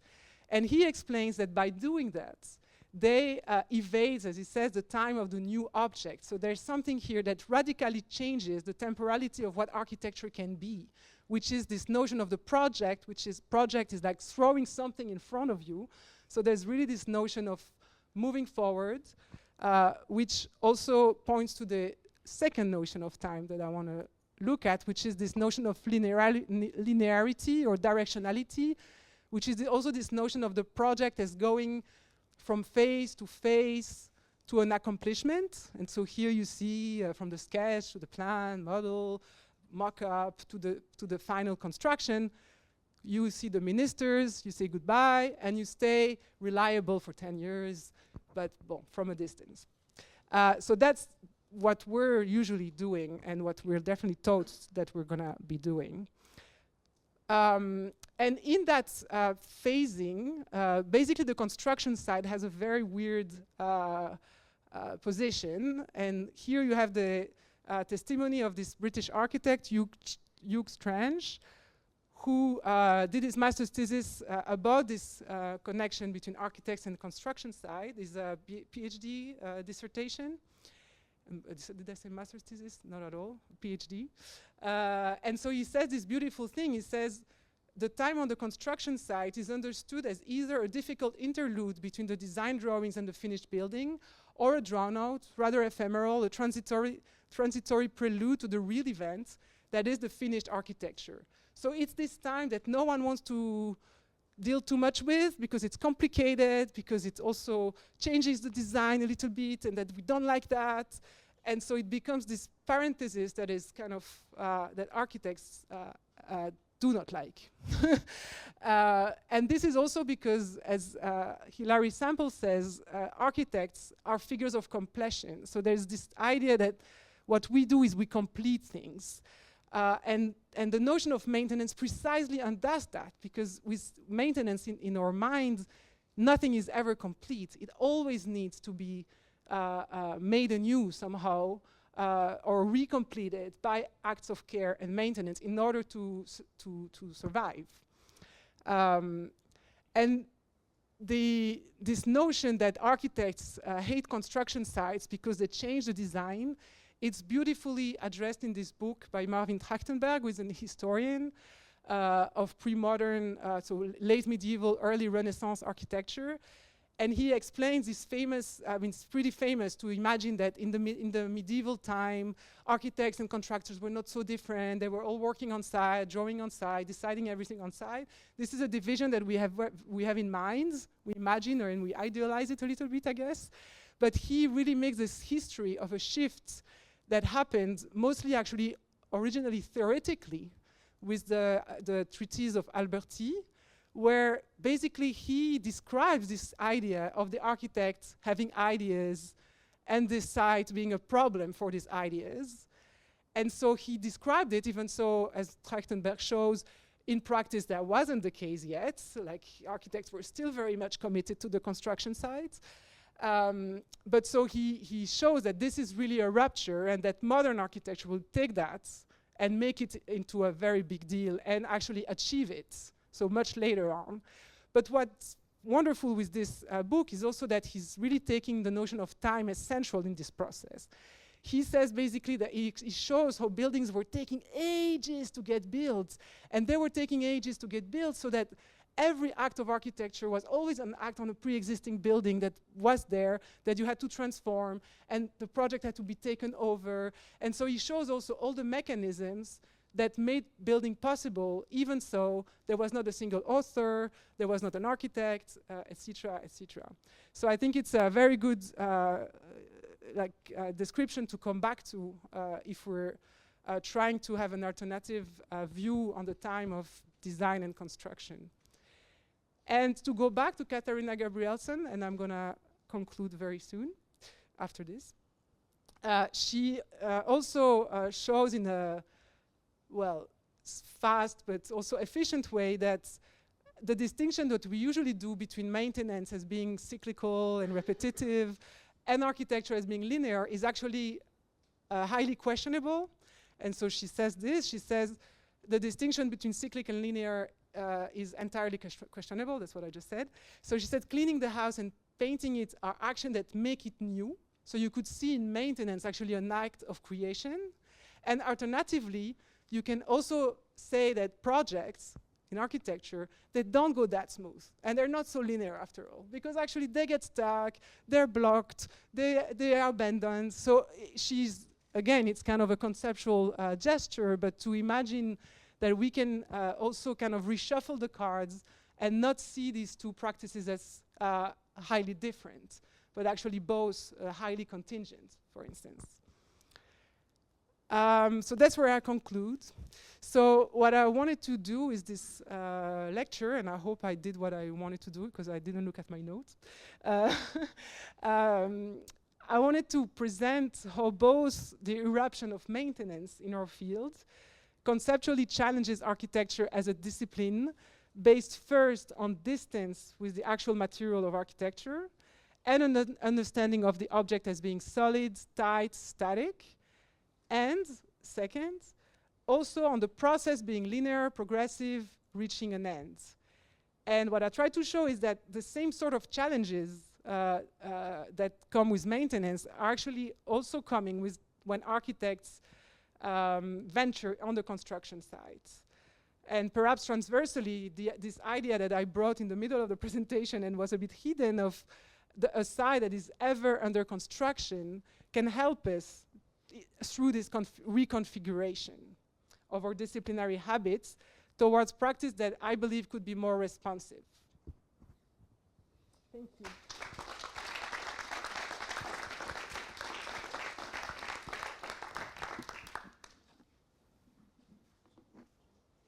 And I didn't turn on my timer either, so I have no clue. Perfect. Thank you so much.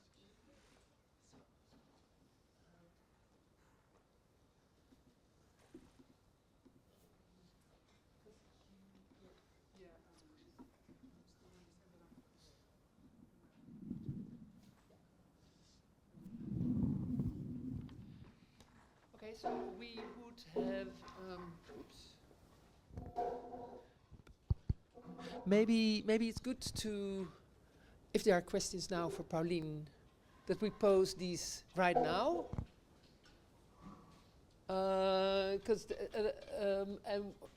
Because we will have now also the talk with Ninja and Jille and the other and Ellipse and Cesare. So we can also in that after talk you could also pose questions to Pauline. Yeah. But I'm gonna have to leave in half an hour. Yeah. So if there are already now questions, it is handy to pose these now, right? Yeah. So. Yeah, just we're close. Maybe it's good. Thank you very much. Thank you very much. It was super interesting. But I was thinking maybe if we would imagine, especially this last part about maintenance, and let's imagine that the practice of architecture becomes mostly about that, taking care of things that are already there for the aim of extending duration, and also comparing your let's say presentation to some of the other points that were raised. Having an emergent practice myself too, how would you think that reconciles with this system of profit? Because I can imagine, like maintenance of a building costs way less or more sometimes, because you need to take certain things apart to access certain. So I don't know. Maybe my question is: did you reflect on in your research or in your work on the sort of economic ties of the practice to an hypothetical, let's say, switch to maintenance as the main activity? I guess that would require a very deep shift in the way we conceive economy. I mean, I think that it kind of comes together. There's this very nice cartoon or drawings from Charlotte Malterbach that I showed. She's having this scene where she speculates on the future where it would all be about maintenance, and so she shows the different, she shows all the different traits that would come with. And so I think, it changes the trades and it changes where we put value. And I think that's where it needs to happen, and we can hope that at some point governments will get the point that where does the value lie, and how can you set the value where it belongs. And so the fact that the existing is so valuable today because it allows for not extracting materials that is so expensive to extract, not in money values terms, but in terms of the impact on the environment. So, and also the human impact. So it's I guess it's a full shift of values indeed. And so it's not coming. We're not coming so close to that, of course. Yeah. That needs to happen first. Yeah. Well, it needs to come first. I think it needs to come both ways. We were discussing this. I think we need to also, like, if practices start to change, also, the shift happen from all sides. We cannot wait for a system shift. If not, nothing's gonna happen. Can I make one remark? The interesting thing is that what you see precisely in the corporate world my remark is this, it's precisely in the corporate world of profit-driven building, especially large complex buildings, in the new tendering processes, you see that maintenance has a very central role, because the tendering is which actually makes the position of because the tendering is often what they call DBFMO contracts, that they, you know, that the contract is not just given out to design the building, but also to build it and also to maintain it, etc. And then a couple of other things too. Oh, I'm sorry. And then, so in a way, this kind of coming to the center of maintenance is not necessarily a kind of a good thing, you know. It's not necessarily a progressive or a smarter move for architecture because you can see that it is also being codified in very long-term contracts with subcontractors who pay the maintenance people often very poorly, etc. So maintenance is very central actually to architecture, so central that it is pushing the architecture choices out. Yeah, I think you point to something that is very important, is that every alternative gets sucked by the system very, very easily. And also maybe the point is the notion of control, is that these contracts, they're aiming at controlling the process from start to the end and to maybe further the end, but it's not even sure. I think the question is about saving money, about making the process cost less eventually, as an economic way of thinking.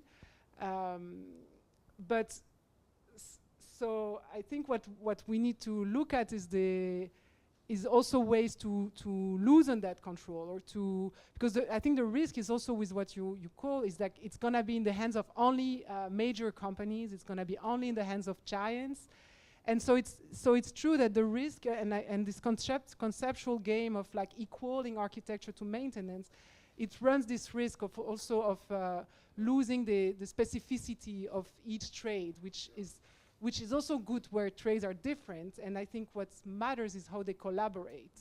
And now I think that was also mentioned in the talk by Ellipse, that this collaboration might be more important than kind of a fusion, because that leads to only giants being able to undertake the work.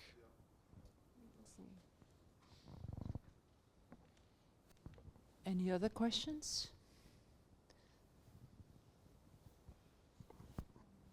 Hello, this is kind of weird. Hi. Yeah, I have so many questions actually, but I think one thing that I'm interested in is this idea that you touched upon on kind of how looking at the building site also allows you to understand a sort of like extended temporality of architecture, and maybe in a way the maintenance is even an extension of this form of engagement. And I was thinking of Sérgio Ferro that Pauline presented earlier, who has a very interesting aspect to his theory, which is that kind of a big part of the sort of like violence that exists in the building site for him is that the worker, when they're working in construction, they sort of like the final layer of their work is to eliminate all traces of their work from the building. So in this sense, it's the sort of like completion of this completionist impulse of the architect. But yeah, I was also thinking sort of, you know, if we were to take this into consideration, kind of like how does this connect to the notion of maintenance, in the sense of like how almost like in this I kind of, because this also connects a bit to, I think, this idea of sort of like a sincerity or like a not lying in the project, but like would maybe this building, sort of like the building itself, you know, be like a manual for how it should be taken care of? Like how does it look or feel in that way, you know, that you see the continuity of work and that's sort of like clear, and it's that there's a sincerity in that sense, maybe less sort of like tectonic or yeah. Does that make sense? Yeah, I think so. But yeah, it would be very interesting to continue this conversation about the readability of building, because I think it was part of Ellipse and Origo description of like making the structure in such a way that you can still read how it's made, and also maybe how it can be made again. And it's because you mentioned it's about being readable and that people understand. Relates also the material to where it comes from, but it's also about being able to dismantle and remake, and so it might come together in a certain form of tectonics that might not be the same as we had before, which is all this notion of design for disassembly, or like that the parts are visible because you want to make them easy to reach in order to be able to do replacements or maintenance, and that changes everything, because all the slick spaces we're used to, they're hiding everything. All the techniques are hidden, and so when you see a cable like this, you as an architect, you used to scream, no, you like it because it's fancy, but it's great because then if the cable is broken, you just access it. So it's a switch I think it's happening. Slowly and in certain sort of practices, but Okay, I think in the interest of time, we'll keep the rest of the questions, if you allow us to, for later, and invite the people now to like Cesare and Ellipse, Jille and Ninja to the front.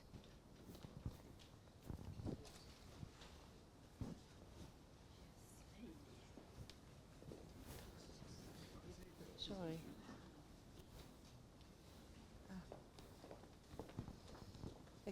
I'll just give the mic to the middle person, so you can distribute.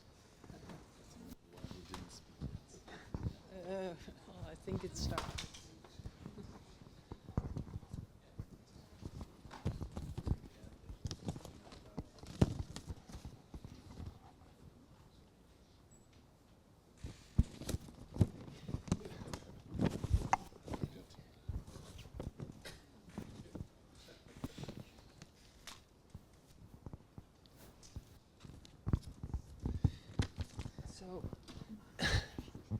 So, Ninja and Jille. I showed some of the projects of Jille and Ninja where you both worked on, and you have both also a special. I already told a little bit before. You both also have a special relation, I think, in your work with the building site. So we would have some questions now and see, and also make some relations between the different practices. But first, Jille and Ninja, for you a question to maybe illustrate a little bit more the way you work or the way you relate to the building site. So maybe first Jille. As an advisor, circularity for the central government real estate agency, you worked on Kantoor Vol Afval and actually just won the Gouden Felix today, right? Great! Yes, super good. Congratulations. Office full of waste. So from the commissioner's side, it is a project where just reused was starting point, and the brief was very unusual. You developed. You did a request. You didn't request an integrated design, but rather a design of 15 components or products, whereby the detailing was clearly made. And the goal was to develop knowledge and also have an adaptive working process and to influence the aesthetics. That's more or less the big lines. But could you elaborate on this? Yes. And tell us a little bit more about this special way of tendering and how you and why you did it and what you wanted to, what the goal was of this special way of tendering. Yes, I will try to elaborate on that. So, first of all, so from the perspective or the position as a commissioner, that is for me a very interesting position, because it's really about asking the right question. So we have experience in other projects. I think with Office Full of Waste, Kantoor voor Afval, we succeeded in asking the right questions, if I look at the result. But we also have experience in asking, we think we asked the right question. We want, for instance, a circular design, but then we get something completely different, something we didn't meant. So that's why we introduced in Kantoor voor Afval the approach of products, because in other projects we asked for a circular design, but then we got aluminum inner walls, new, but it's circular because it has over 70% recycled content. But of course it was made in ovens up to 1000 degrees Celsius. Similar to construction steel, literally we ask for a circular design and then we get new steel beams for the main structure because it has also over, I don't know, 60% recycled content. So that's just business as usual, but offered to us as circular, reused and so on. So with from that learnings we started the brief, Kantoor voor Afval, with the goal to maximize reuse in renovation projects for an office building. So this was really the product approach, one-on-one reuse, and we added to that we wanted all the involved expertises in a renovation to be linked to at least one of these products. And we did that because we wanted all the stakeholders in a project like this to learn. And one of the project goals, we also explicitly said we want to develop knowledge and also share knowledge together. So as a client, but also for the contractor and the architect. So that's things that are not, we usually not do in commissions at our organization, and that's something that was specific here. Yeah. Can you give a few examples of these products? Yeah, sure. So what we saw in the tendering is that because of this question we asked, had to divide it over all these expertise, we got a lot of variation, also solutions that were not common, such as building installations.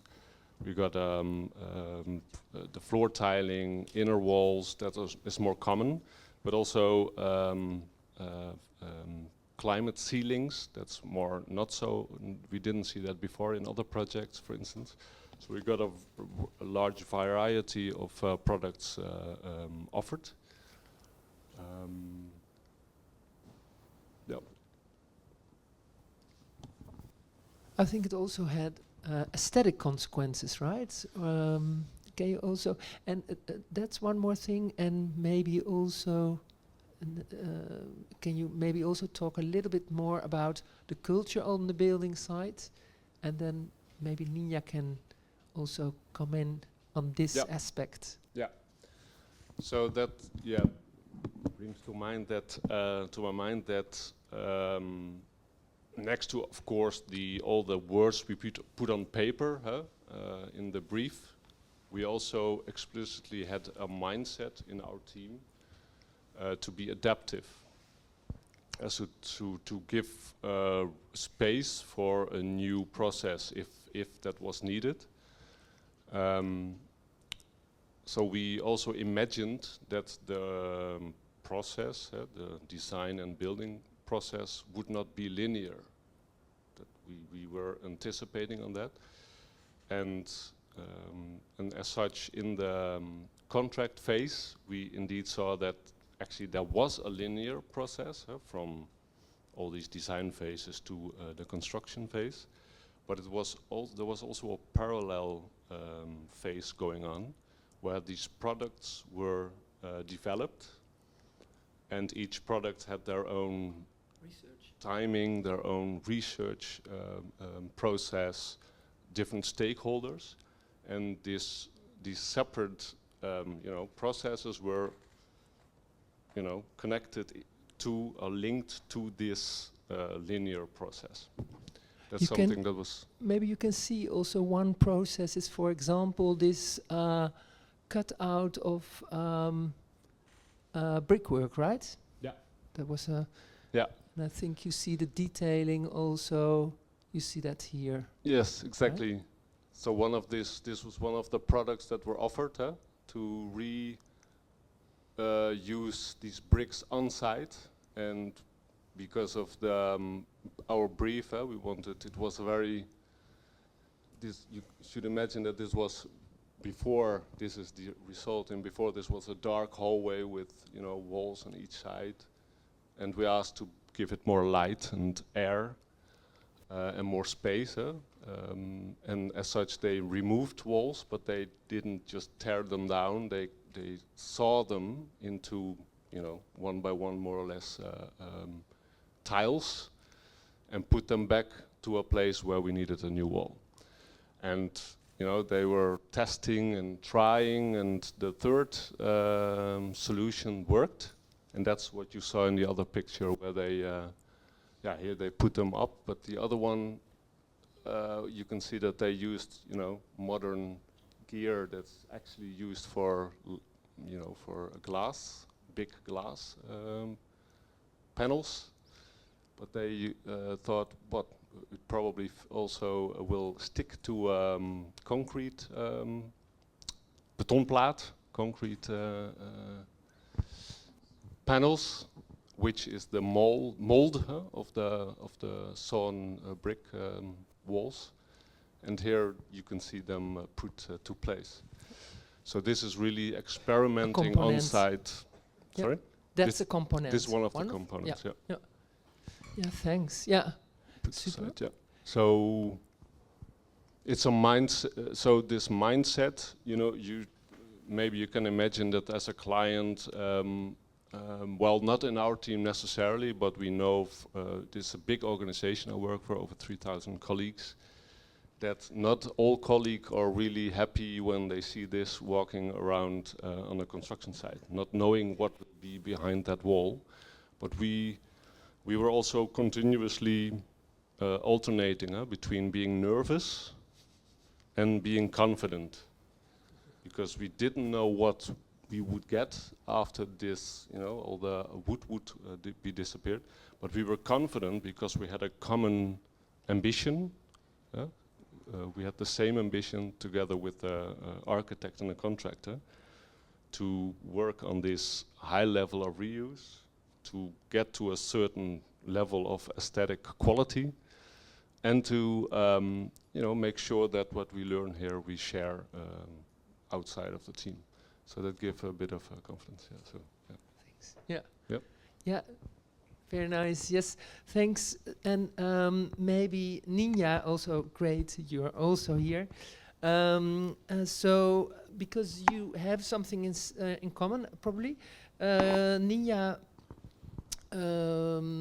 Yeah, I think your project has some similarities with Jille, but you worked as a worker, contractor, and an architect.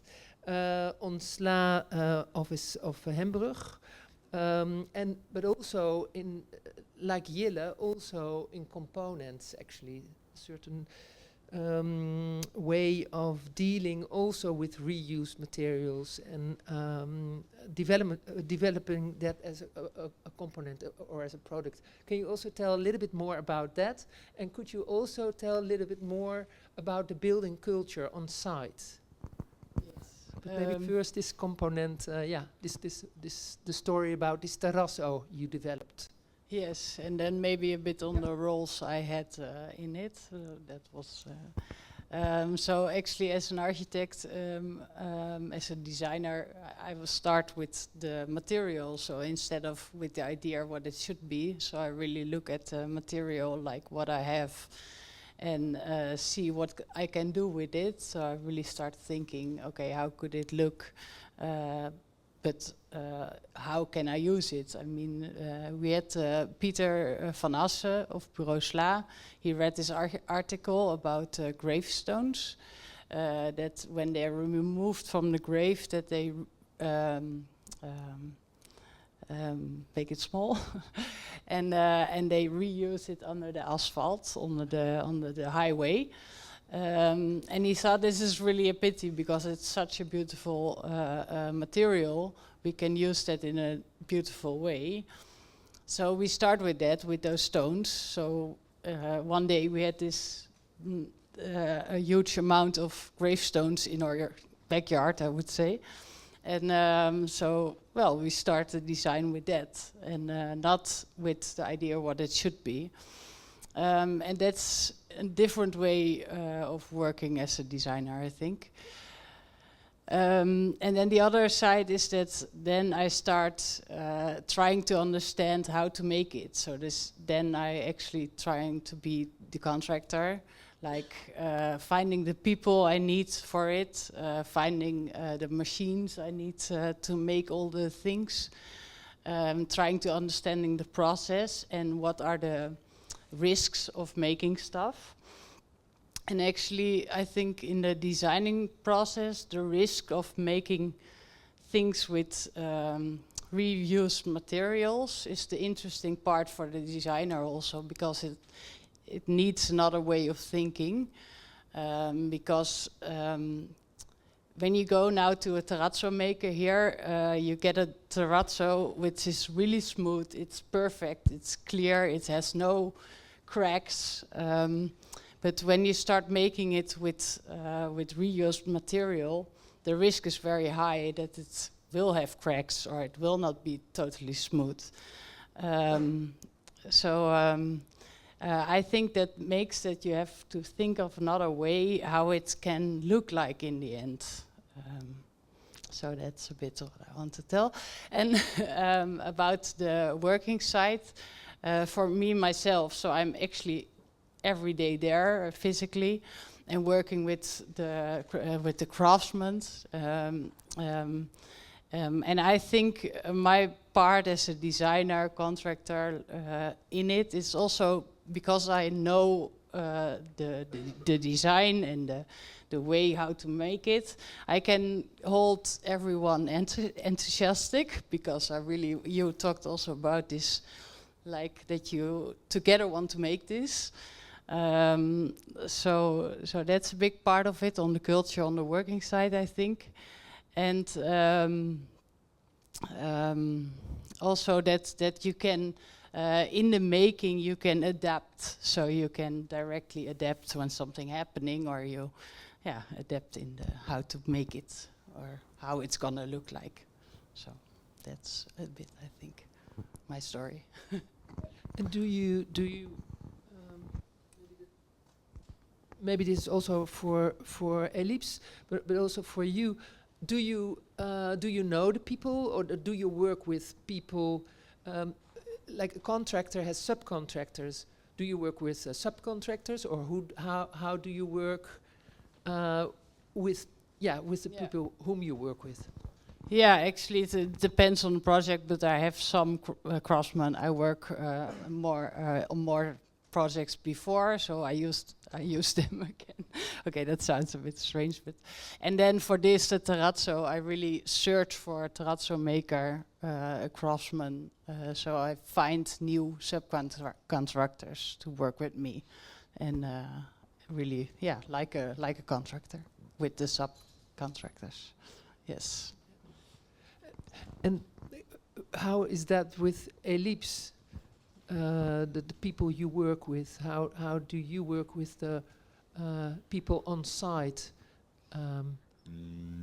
and where do you get the people from in Origo? Because as a cooperation, well, I think how does it's that work? the people we cross in our working life, like every day.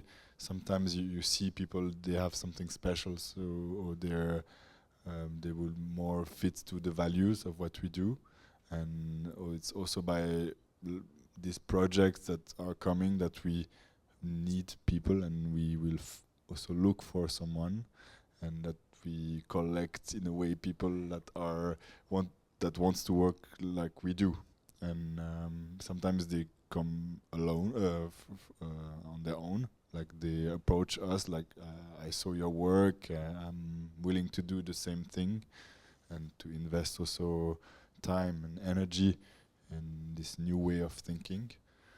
But just to come back to this question of the acceptance of this, it's not completely perfect, and you were saying your colleagues were maybe shocked or stressed by the result, and I think it's very much about communicating, like if it's well communicated, what's the goal, what's we try to achieve, maybe the acceptance is easier. And I think also with soft material that we do, we work, is also interesting or important to communicate to the clients and to the enterprises what we do.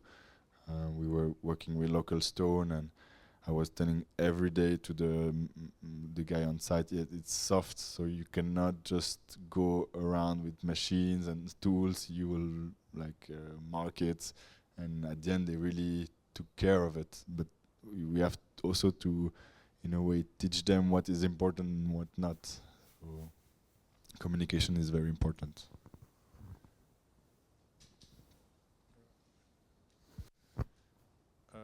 Well, I think for me it's always been important to work with the craftsman directly and not through the contractor.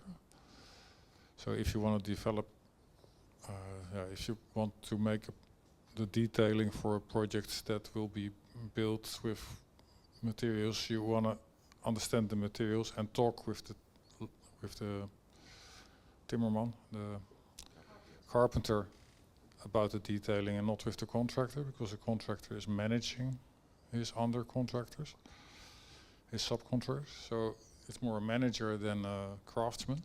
So for me it's always important to really work directly with the craftsman in developing the drawings and the building method and so on. Because then you get real information, and then the design changes according to making it more practical to build. It's funny because actually maybe just a question, but maybe it's a really difference between Switzerland and Netherlands, but I think we don't have contractors. I think we don't have the contractor, or maybe we don't understand the question, because if we want a carpenter to do the job, it's always with the carpenter we talk. So I don't.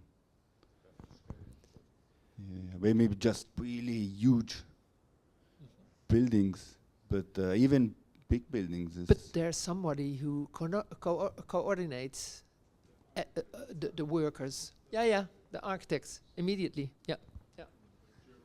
That's No, what?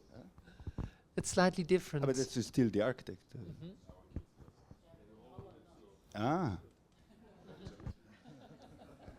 There's a coordinator.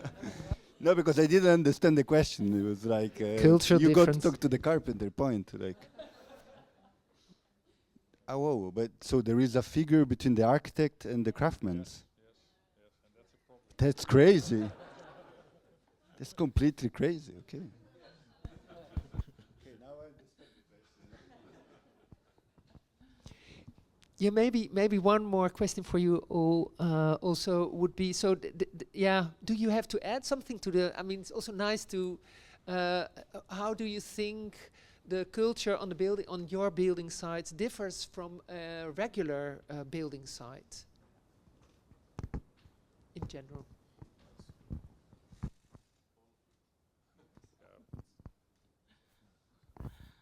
Yeah, I think in my case, but I don't know, or it is because of a woman. But well, I told you once that the guys are telling me a lot of private stories on the building site. And actually, during lunchtime, I always brought some salad or some healthy food, and they starting to do that too after a while. So that's, I don't know, it's funny. Maybe one thing I remembered is that, yeah, what do you call it? The uitvoerder of on the construction site.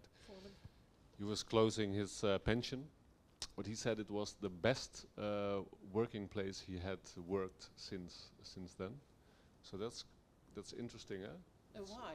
And why? Because you know it's about working with materials. It's about thinking of solution on site. Those sort of examples he gave that made for him the best place basically he worked. So that's an interesting sign, I think, that an approach such as this makes people happy, I think. Yeah. And I was wondering if Ellipse and Superuse both have a kind of different building site. Do you already notice that it's more open to maybe other people, well, like women, for instance, in the course of your projects? I can't say something like that in general. That depends really on the project, the scale of the project, and who you involve.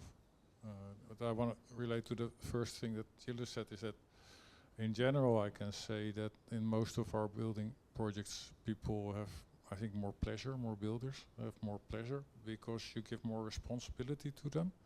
We're not an architect that has kind of like, okay, it has to exactly be like this. We know that the process is really important for the end result, so we know that the builder is really important, so we want to give more responsibility to builders. And that gives people pleasure. I think when I was writing my thesis, when I was still studying, I had this kind of strange idea, like why are people putting all their creativity in hobbies where they pay for after their work? How can it be that they don't have their work as a hobby? And I thought the clue is to give back responsibility to the craftsman. And you can see that clearly. That's in every project that we've done. It's like people have kind of, hey, finally I can do what I can do. I can show my competence. I think you also told me the people who work, of course, work on their own house. It also relates probably to the maintenance thing. Can also easily repair their house, right? That's in the last project, the project that I showed here. It was community-based projects, and that was really also people actually living in the project. And they get a relationship with the materials. They explain that even they've had those materials 3 times in their hands, sourcing them, moving them again and again and again, and then finally placing them. And they know what it is. And they know every bit of their house, so they also know how to repair it. True. Yeah, I think, Pauline, you've organized a program that is too interesting. We're already half an hour over time, but maybe someone from the audience. There was... Yeah? I had maybe one question for Jille. Like the content you talked about is new in a tender, but how was the tender set up? Was it a traditional tender structure, or for me that is really a difference how to came in? Yeah. Well, the brief had some unusual things, such as Pauline said, but the process we did as we do it normally. We did it consciously because we wanted to have this normal process and learn from that what it means in a normal process, a standard process, if you focus on reuse, so that we can scale it to all the other projects that we're doing. So that's does that answer your question, or was it? Yeah, in a way, but I think that like the tender process is most of the times quite